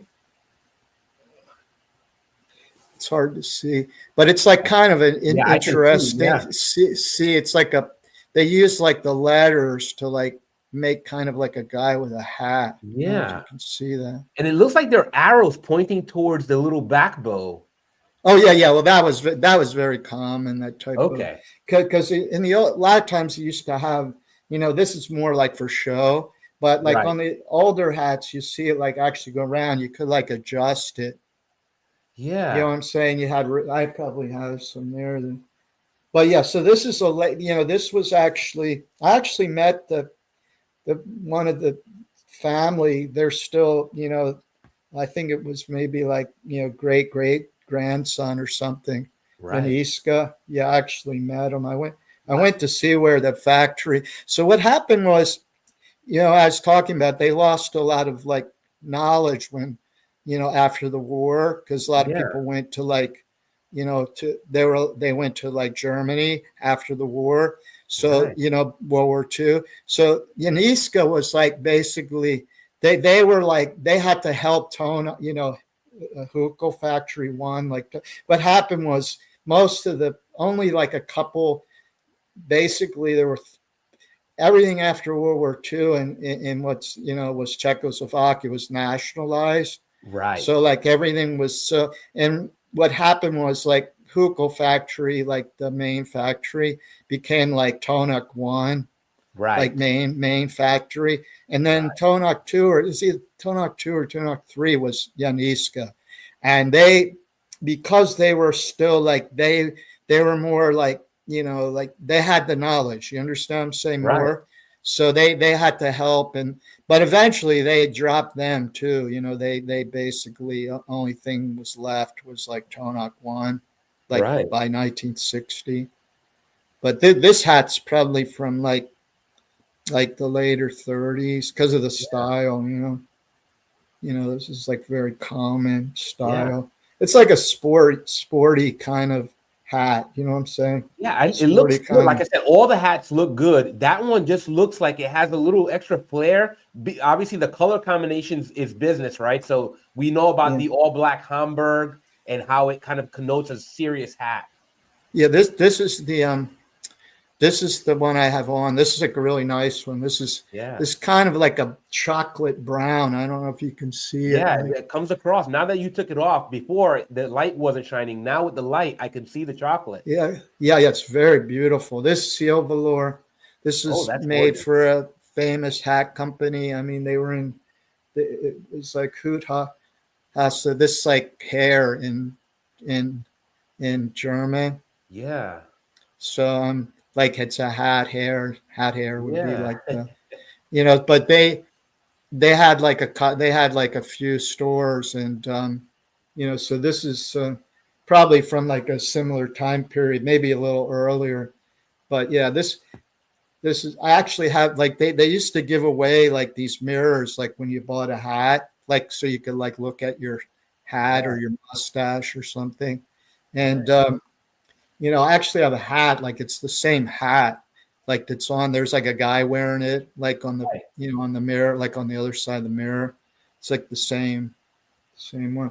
But you Yeah. can see like inside how like the sweatband kind of in the liner colors, they all kind of like coordinate with the color of the Yeah. hat. You understand what I'm Yeah. saying? And Are the sweatbands? Are there anything of note to know about the sweatbands of the Austrian, German, and Czechoslovakian hats? no, I mean generally like this one, like I'll show you. Like I mean, it all depends. Like this is not like so great the Yeah. sweatband. I mean, it survived, but it's not like anything really special. I mean, Right. see this hat had a clip in it. I don't know if you can see. Like there's like Yeah, I can rust. see You that. see, Yeah. yeah. So people, you see how the tops like stuck together, like so. Like Yeah. they had these crease clips. I mean, I have some. They actually like clipped here.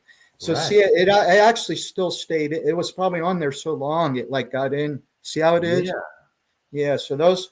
So it makes it almost like yeah. It was so that it had like a clip in there, like a clip like, and it Right. like you know it was removed, but you can see where it was, and you can tell by like how the Right. top is. See how it's like stuck together. Yeah. It was just like it was you know probably like that for so long. It just like became memory like. Right. Yeah, so that I mean that's yeah, they you see like clips, you know. I have some hats with clips. Um, let's see. This Everybody's is getting excited every time you go back there, Steve. this is a really nice one. This is a hookah. It's like a green, Yeah. yeah. Oh See yeah. that? Yeah. Is that a green ribbon? Yeah, yeah, it's like a green. But look at the sweatband in this. Oh, that's beautiful. Oh Yeah. yeah. It's like it's almost like it has like it's really hard to see, but probably. Yeah. But can you see it? Yeah. See that the triangle kind of a logo is what you're pointing out? No, no, no. Or I mean, like, see, it's like actually like it has like a patina. Like oh it's like yeah. it's Yeah. like there's like a almost like a it has like it's I don't know what you call that like a you know like a finish almost. See it Yeah. Like a yes. Yes. and see like Like who maybe came like a up with this? shellac or something. I don't know. I don't know. Yeah, Maybe yeah, shellac yeah. not the right term. Yeah, this one has like a beautiful sweat. I mean, you can see like Yeah. underneath, like Yeah. see the. Oh It's yeah. like in That's gorgeous. perfect. Yeah, it's And the reason I mentioned that, and Steve, is see that it's all your sweatbands seem to be like in impeccable kind of shape. yeah. Well, it's really hard to find a hat like this. I mean, Yeah. this hat's like in perfect condition. This was Yeah. from you know like it was sold in Vienna, Wien. Yeah. So there's like a real. So you don't always see like such everything like so high quality, like everything in the thing, like it's Right. like perfect. And you see Yeah. like see also Hugo was they're kind of the first to have like these hanging cords. See this on the back, on the Yeah. top. See this Yeah. cord comes out. You can hang it That's on them. amazing. That's cool. Yeah, yeah, That's yeah. So innovative. yeah, so you can see the bottom like of it. Usually Yeah. it kind of got worn out, but usually I have like maybe like some like almost looks like something like this, you know, at the Yeah. bottom. And then I like bet- this, other people started doing it. You know, you start seeing other companies do it, but not this early. You understand? Yeah. I've never found any other company in the you know that was from like this hat's probably, you know, from the probably like I don't know, maybe like the mid 30s or something. Yeah. But I mean, you didn't see this like it by any other company, you know, in Yeah. that time period. But when you get in the 50s, you know, you start seeing other, you know, companies doing it. Yeah. You know, I don't know if they have Are there like any tricks to doing that? Because I know we got some hatters here that might be interested in trying to recreate that. well, the guy at you know, this is really interesting too. Like you can't even really see the seam in this. I never Yeah. noticed that. There's no seam in it. I Yeah. don't It just think. it I looks mean, it is, but it's yeah. so hard to see. It's so like It looks like it fancy. belongs there. Yeah, you can't even see it. You Man, that's understand? Like, amazing craftsmanship. I yeah, have yeah, not, it's I'm gonna have to unbelievable. admit, Steve, I've not seen that technique at all up to now. Yeah, yeah. I mean, but what I'm talking is you can't even see the seam in the sweatband. Yeah, See, yeah, like it's almost looks like it's like solid across, but correct. it's very these earlier hats. Now you see like a lot of stitching, but like in this time period, everything was there's like tape behind it. Yeah, So yeah, that's how you can tell like if something's like older. yeah, Because usually, like, if you see a hat, like a time period, like say like a miser has like or like certain hats, right. like once it gets in the 50s, you see like you don't see this anymore like taped, Yeah, so like that's a way to know. But like you're never gonna like this type of hat just did like this quality, you're not gonna see like even when you got. I mean, there was some still good stuff like in the late 40s and early 50s, but it's yeah, still not quite. I mean, there's a comparison with that seal, yeah, that black one versus like a Tonak version, like Plant Huckel is probably like very early, right after yeah, like late 40s. It's not quite as black. You understand what I'm saying? yeah, It's not, like you can look on my website, but I did like a comparison, same exact model, yeah, but like Tonak made it for what they call Plant Huckel, was early, yeah, but it still wasn't quite as black. You understand? Like yeah, it's really nice, but it's yeah, not quite like on the level of that one I showed you, that one that's yeah, super. Yeah. yeah. So A couple. this also is like a seal velour. You can see. Oh I yeah, think oh it's I yeah, think it's crystal crystal velour. Sorry. yeah, So it's like even maybe like a higher. yeah. I'll show you one too. Yeah, we got a couple comments here. One, Ian says that the hat hanger should become popular again and should be easy to do by hand. Um, Yeah, I and mean, then, there's I think it's the guy out in what's it, Black Sheep, out in Washington State. I can't remember. okay, Bob's done some of he's done Bob's, okay. Black Bob. Sheep is the name of the company. I think it's called Black Sheep. Okay, Black. I mean, the Bob's like the hat guy, that yeah, makes. And he did a lot of like he got a lot from like looking at this stuff. yeah. Is Bob on the Fedora Lounge? No, I haven't seen him around I much. see. Yeah, I'll look Yeah, him up. yeah, this is a really good one. Yeah, and it looks like This is Marcel's going to be picking up a Hugo Camois finish. yeah, Shem. Yeah, that's beautiful. Yeah, this one you can see like everything in it is like coordinated. Yeah, This is a superior, so this is like a very, very high end. Like yeah. you can see the shine on this one. That's This amazing. Yeah, like I have like if you look on my website, you'll see it looks like steel. The see Yeah, how it reflects like. yeah, that's amazing. Yeah, this tiny though, but Yeah, see that has the hanger on it too. See, yeah. but see how Okay. everything the sweatband like coordinates with the felt, and Yeah, also the liner color, the color. It's all, yeah. like Huckel was really good at that. Like they're really, and you can see like this bow style is very kind of It's very sporty. elegant. Yeah, so it would have looked like something like this. I love See how like. easy it took that dry bashing. Yeah, yeah. See, so it probably looked like something like this. Yeah. Man, I am amazed. And one thing I had to ask you, Steve, is okay, we kind of learned a little bit about your hat journey up until now. We know about where you're at present. Where do you think, if you had to think about in the next few years about where you think your hat journey might take you, do you have anything to kind of like? Well, I want to like try to get my like more organized because I have a lot of information that I Yeah, haven't really. I have a lot of stuff. I mean, I Yeah. have books and books. I mean, you could probably see I collect a lot of information, you know, like, Yeah. and it's you know, it's all, you know, I don't really have it all, you know, like online. I don't really have it all like organized. It's too much, you know what I'm saying? Right.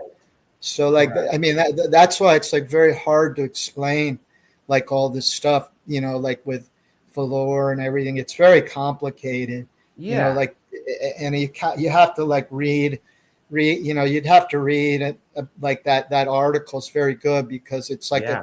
it's a transition point. I'll try to show you something here. Yeah. Yeah. I'll Absolutely. show you I'll show you what like what replaced like the let me see if I can get this to work. Ah, Panizza. Uh, That's a name I'm familiar with. yeah, yeah. They didn't really. They made velour later. You understand? Right. Right. So this will show. This will show some of that. Let me see. Oh yeah, yeah. Let me see if I can do this here. Yeah. I'm not so great at this. No, no, no worries. Yeah, the nice thing is, Steve, is that because of this, of you coming onto my channel, like when this goes on, as long as Google stays around and doesn't go away, you will be immortalized in Oh, here it is. on the channel. Yeah, I mean, like the thing with this OBS is that you can go in and actually like get to like websites. You understand what I'm Yeah. saying? Like you can like interact with. I don't know if you can see me doing Yeah, this. I can see it says, yeah, it says Habig man. Oh, sorry, I'm trying to get rid of this. Oh, there it is. No worries.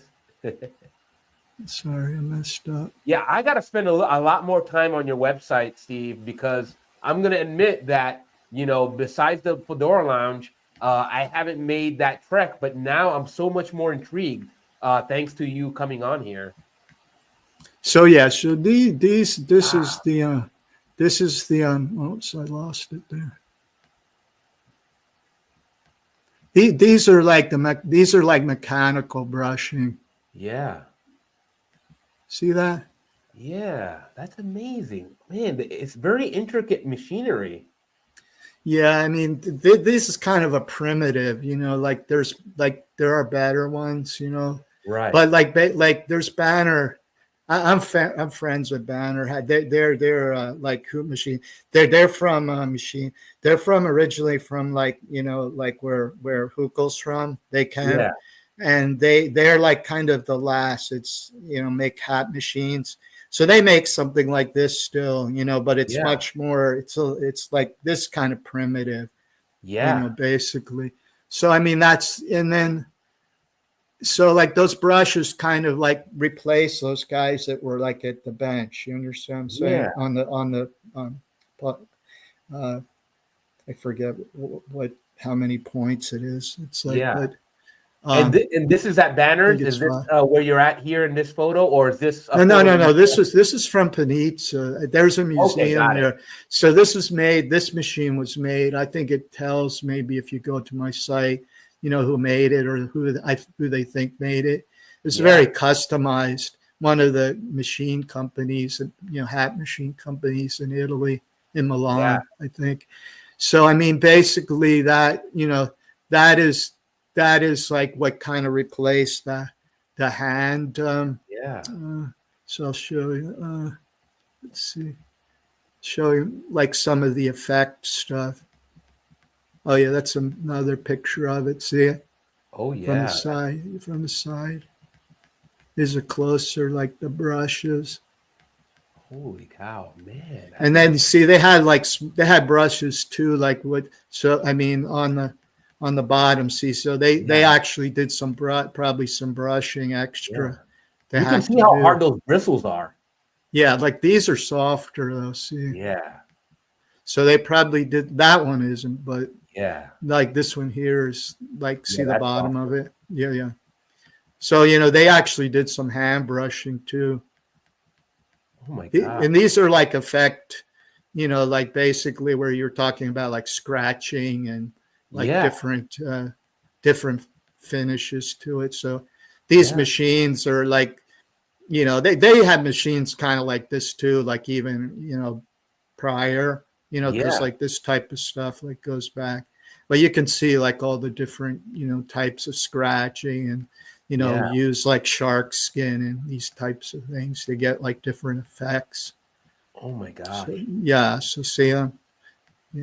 You are Yeah. a So happy man, Steve. This is amazing yeah, content. yeah, yeah. I have a lot of like my website's like kind of like amazing. I had like Daniele. I was lucky. Yeah. Daniele's on. Yeah, we went. He brought me. We went all around to like different places, Borsellino and Yeah. like Shout out to Panizza, Daniele. Kiefer. Yeah, Amazing resource. yeah. So yeah, like see, I have a lot of many. I have like many many different stamps. Like I Yeah. collect these things too. For see that. Oh wait, I'll show Yeah. you. You see them on the tray, Yeah. but I have a lot of them myself. Like they're right here. Awesome. That is Yeah, awesome. yeah, you can see. If I So can get Steve, back. I don't know, like, okay, so you're, we mentioned this before. Hopefully you're okay with me mentioning this, but we're not that far from each other. Yeah, yeah, yeah, I would love to meet you in person one day. I yeah. don't You know can if you, you can maybe a cup come of by. coffee or whatnot, but I'd love that. Yeah, yeah, yeah. That I mean, let's shit, I messed up here. Let's see. I can't get back to the main. Let's see. It's not really easy to navigate this thing Yeah, with all yeah. the. Oh, there it is. Yeah, there you are. You're back. Yeah. So yeah, see, like these. Yeah. Yeah, this is Holy cow. Habig. Like, so this be like like a stamp for like the liner or whatever. This is an Yeah. old, pretty old one, but I have like many of these. That That's was what was in amazing. that tray. That was in that tray. Like at Panizza. Yeah. Like I have all these. Like, see. You are basically a museum, Steve. That's like a Bruder Boon. See the Yeah. B. Yeah, see that. There's like a Holy. stamp for the sweatband. So. Yeah. My gosh. Yeah. I have a lot of those stamps. Like Yeah. you can see, yeah, I have like a lot of like memorabilia types, like these types. Right. This actually for like production, but I Yeah. got a lot of these from from like just like people found them, like big boxes of them. They Yeah. probably came from like the factories, and somebody got them somehow. Yeah. Like Holy so. This cow. is a really nice one. Yeah. Let's see. I love it. That's gonna be. Oh yeah, that's pretty much it. We're all conditioned, Steve. Once you go back there, you come back with something amazing. Yeah, that's about. I think that's pretty much it. All right. All right. That's great. Steve, man, is there anything else that you wanted to share today? Because you've already you've given us so much already. Yeah, I mean it's kind of hard. I think you could see it some of the stuff, so that's good. I mean, Yeah. you could see with the light because it show like kind of like the the how it reflects, and the different types. The more open. Yeah. The where it's just the tips, still like very high gloss. Not like that Soleil, which is like more like longer nap and like ironed. You understand what I'm saying? Yeah. So it's like showing more of like the fiber, whereas the others are just like the tips more. So Yeah. I mean that's it basically. Like real velour, it should be made from hair. If it's like prima, then it's like hair backs. Back of the hair. Yeah. Like the top line, and then just production. Like brushing and like no imperfections. You know what I'm saying? Like Yeah. very. That was like the basically like the top. Yeah. The top level, and that some of you could see there's some that weren't as quite as good as the others, but Yeah. I think like I mean Franco was really good too, like this company. Like this a really really nice one, but it's more of that Soleil, that's Yeah. This is like Franco. I don't know if I Yeah. showed that. Oh yeah. They have a pretty good museum there too. It's south of Marcel asked, "Do you have a second house for all your hats and stuff?" I have a lot of. I mean, I have like stuff. It's like I have like, all kinds of like not just like velour, but I mean, this is what I like to find, but it's very hard to find stuff like this. I mean, Yeah. this. Man, that's gorgeous. Yeah. See, this has like a longer. It's like ironed and more. Yeah. So it's like, it's easier to do that, because like it's not just like the tips. Although this is like, even if they cut it, like made it more like, tighter cut like last night, it'd still be Yeah. like fantastic. And this is very light. Some of these are like really light, like this one. Yeah. Steve, you have a heart of a teacher. I don't know if you did any teaching. No, I don't. But you certainly have the heart of a teacher, and I love that. I'm a fencer, fencing. Ah, okay. All right. Yeah, I'm pretty good. I'm like, I did my whole life. But yeah, this is see, this hat, this is not in the best condition, but you can see it actually even mentions like Soleil. See it? Yeah. See on the Oh bottom? man. Can you see that? Yeah, I can see that. Yeah. That's Yeah. amazing. So That one this has some really. more wear on it. That sweatband. Yeah. This one's not, but you can see this one. Yeah. Can you see like it got worn, like some of Yeah. the not? But see, this has like a more like a longer, even longer. You can see Right. like. Yeah, But yeah. it has a great color. It has a neat bow too. That Yeah. same. I don't. This may have been made by Mayser. It's possible. Like Yeah. they just it's like a Did the production non-brand. and Yeah. It's rebadged it. no. Sometimes they just made hats and they didn't like put the brand. Oh, I see. Yeah. Yeah, so they could sell like a hat like cheaper, to like Right. like a store or something. They didn't Yeah. have like The the name value of a brand. brand. Goes to Yeah, show yeah, you. yeah. But you can kind of see it's a little bit similar to that other one. But yeah, Yeah. this one's real light. This is like like it's like a feather. Even though it's like a velour, you can see how thin it is, Yeah. how light away. Yeah, Yeah. so the conception that it's like some real heavy thing that's like Yeah. gonna be it I has would have no. said it was heavy if you had not told me it was light as a feather. Yeah, I mean, look at it, you can see how how Yeah. how thin it is. Yeah. I mean, it's like paper. It's like so. Like, look at. Yeah. That's Yeah, amazing. it's I like. love that quality, to be honest. Yeah. This is like. Yeah. So it's really nice. I mean, but it's like, yeah, it's kind of messed up. It has some problems, but I just like it because it actually says like you don't see that very, like it's just like real. Yeah. It Yeah. says I don't know if you could see that, but it says I Echter, can't see the Velour. real So part. yeah, Yeah. see Echter. See. Okay. Yeah. Yes. Yes. But it's Oh, just Soleil. wow. So like that's kind of rare, like that you see like like where it mentions the Yeah. the type of velour, and you Wow. could That's see amazing. it. I mean, because you could see how much. Yeah.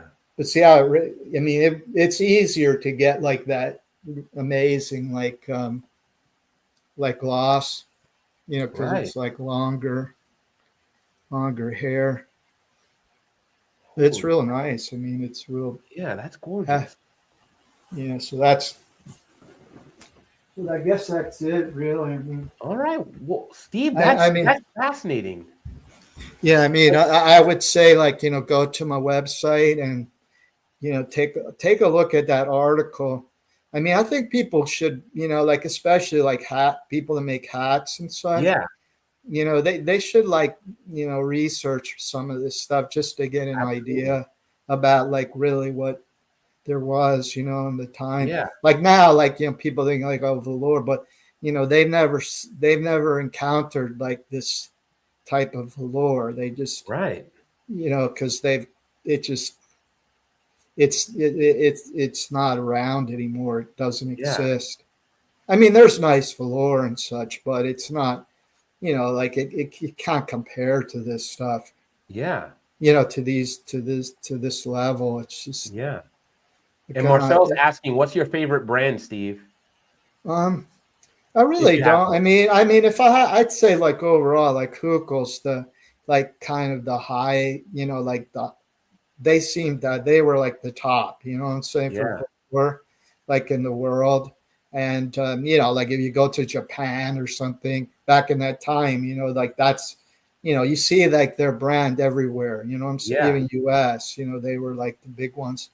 Yeah. And yeah, I mean, I would say them, and I like all of them. Print. I Yeah. like some stuff that's like sometimes I like things that are like low end, like lower cost, Right. like wool hats, and I have like a Yeah. lot of interesting wool hats. I Yeah. mean, that's another thing people don't really understand because, like in U.S., it was the wool hat market wasn't that big because, Yeah.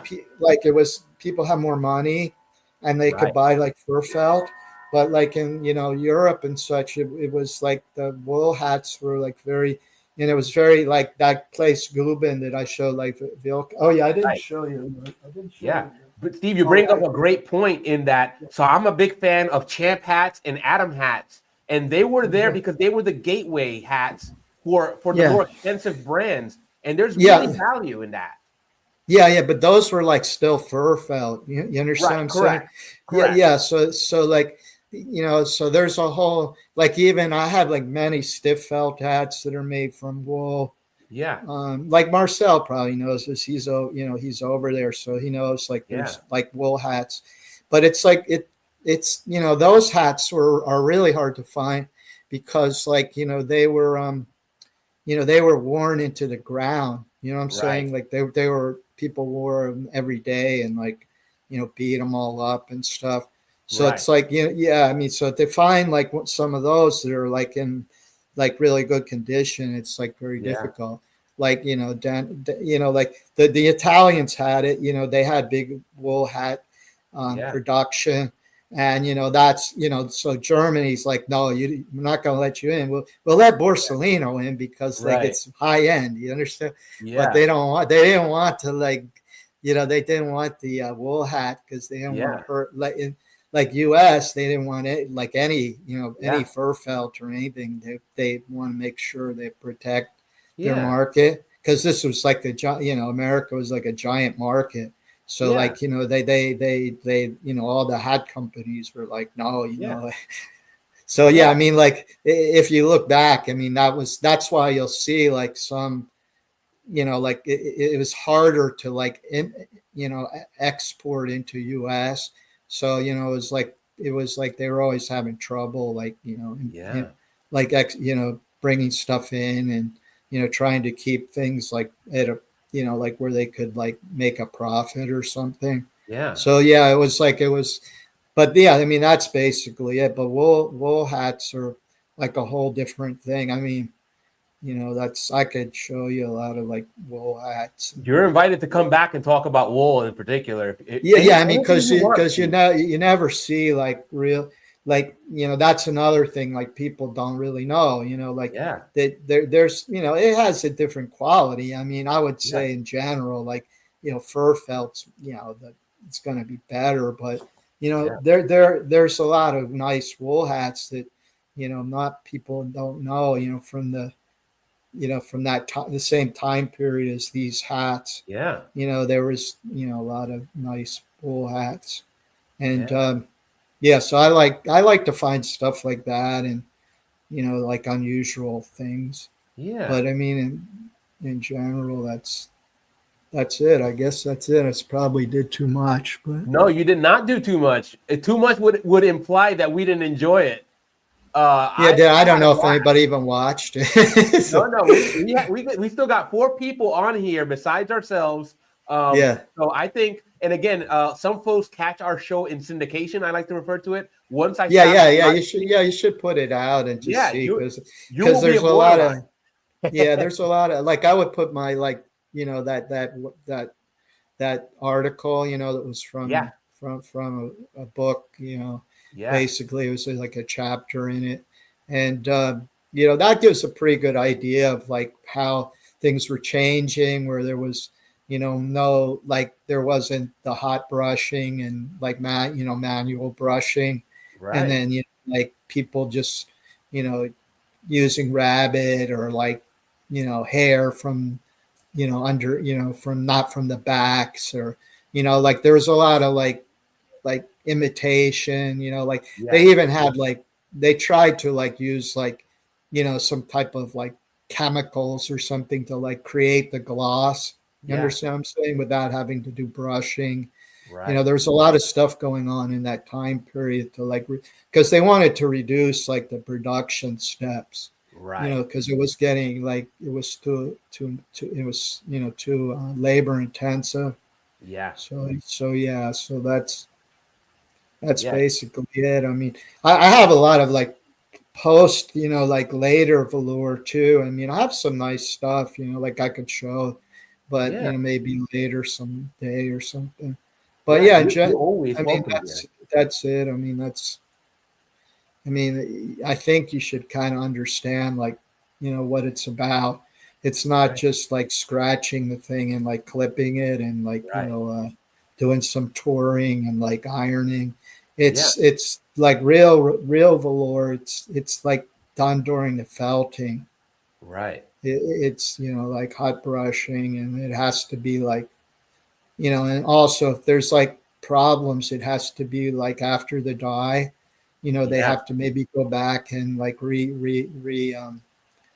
you know re you know brush it. I mean, scratch it or whatever they use to, if things aren't right, maybe they have to re-dye it or something. I mean, Yeah. or they just had to reject it. It's like they couldn't. Yeah. It was not it had flaws or whatever in the.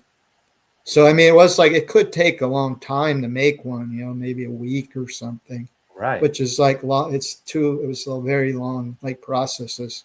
Yeah. Like to do it, and then if they had problems, they had to go back and like rework it. Yeah. Yeah.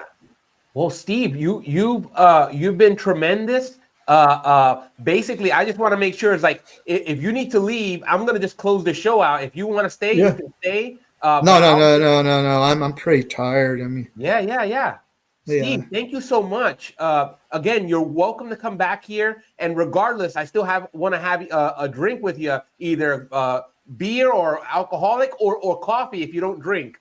Oh no, no. Light I drink. mean, I'll go. Yeah, I'll meet. Yeah, it sounds Yeah, good. Yeah, so we can. Yeah, I mean, in general, this I have like a lot of it.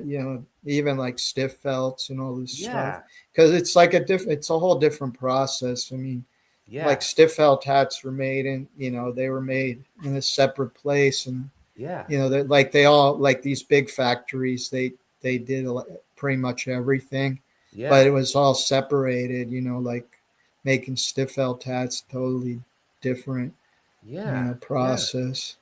Like that's another thing people don't know too much about because it's not done anymore. yeah, I mean, what like it's very you can't because the presses and things were like like very high pressure.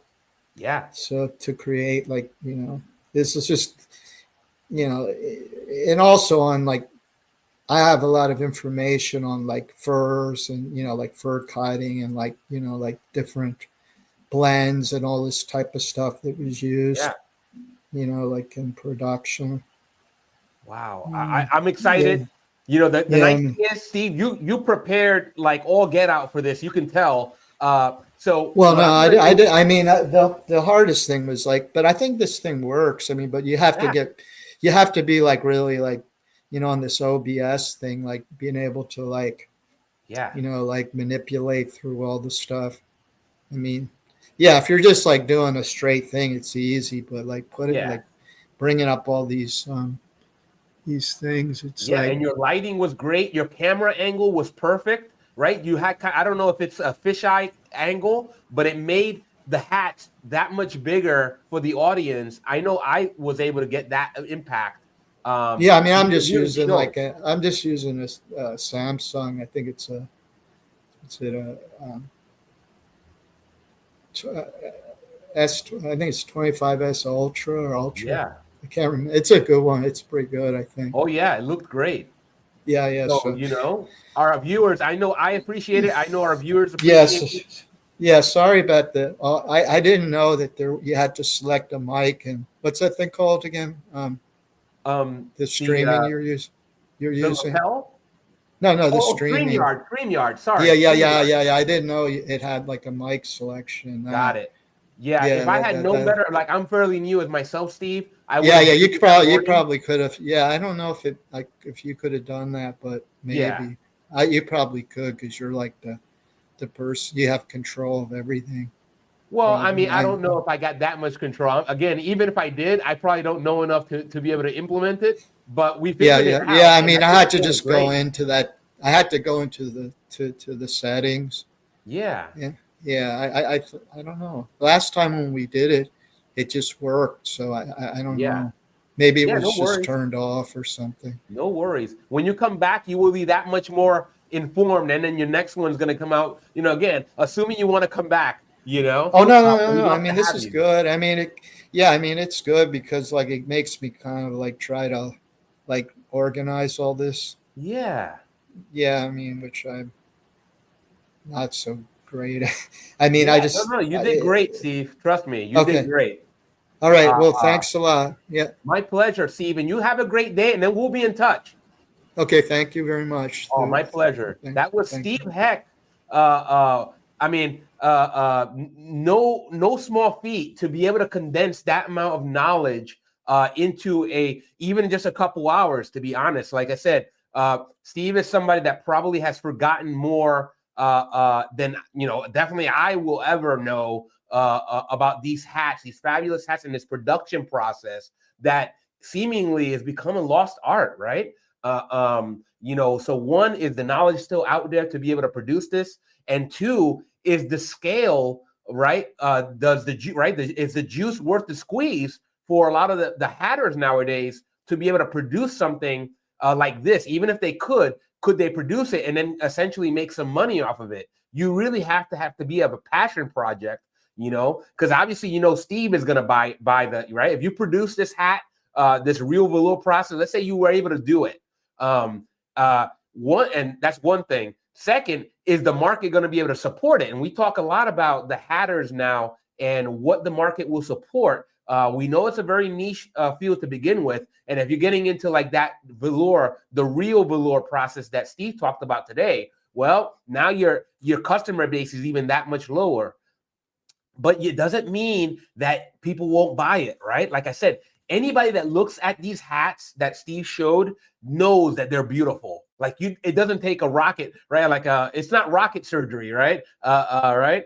It's not rocket surgery that you look at a hat like that and it's like, that's gorgeous. That's just gorgeous. Right?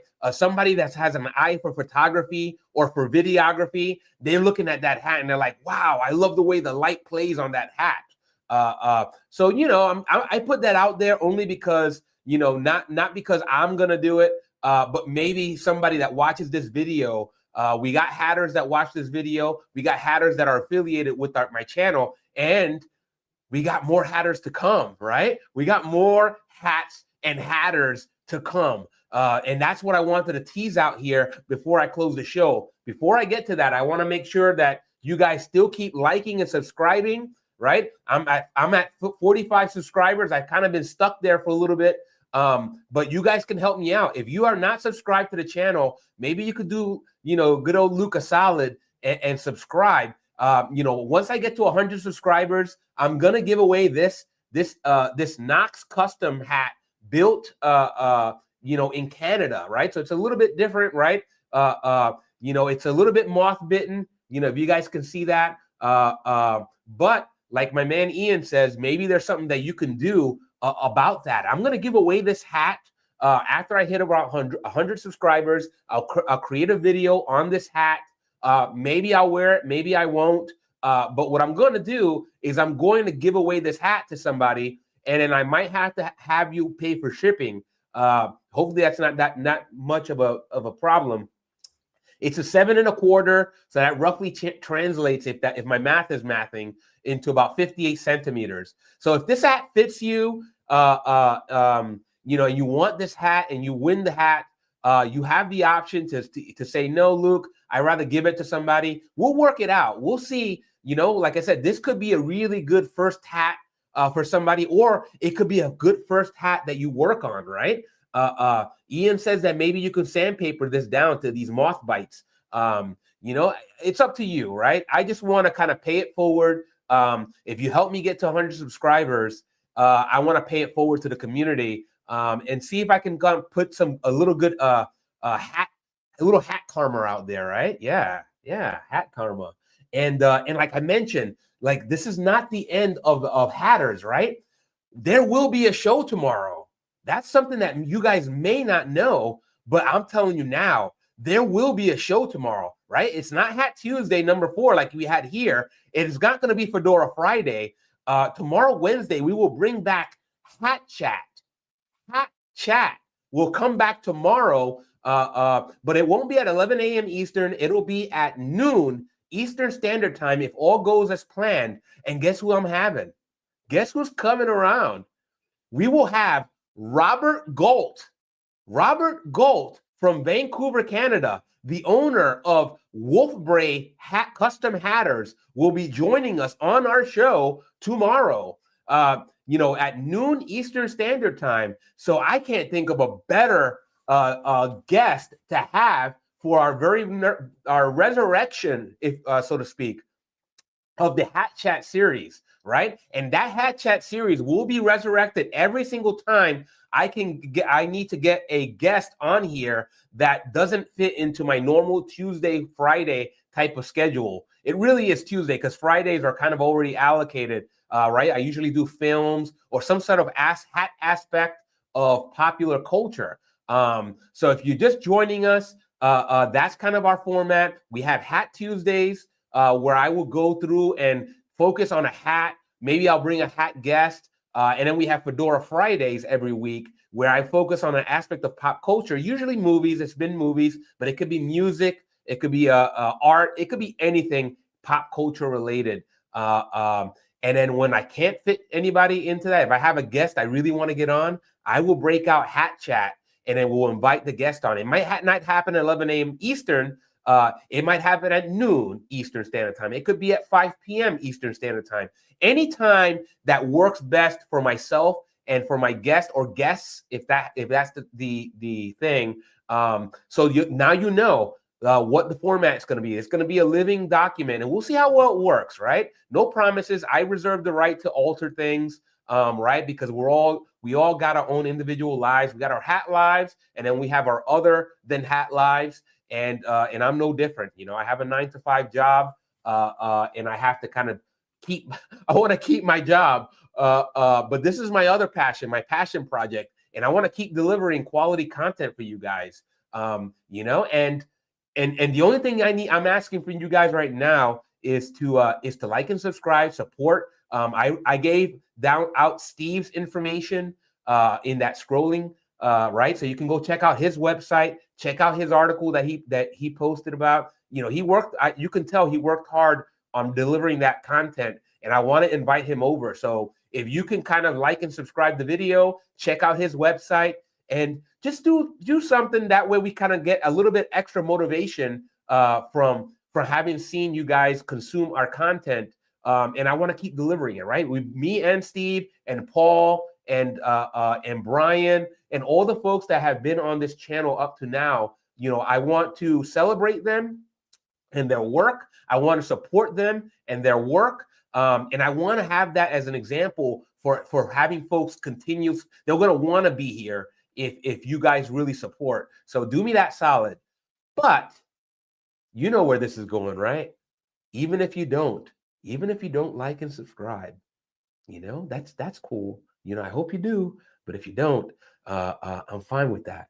But there's one thing I want you to do for me, and it's a little bit more non-negotiable, right? Now, I'm wearing the Celentino Queen today, a little bit of a hat tilt. You know, I just want you to do one favor. Stay hatting, my friend. Have a great day. We'll see you tomorrow. Ciao.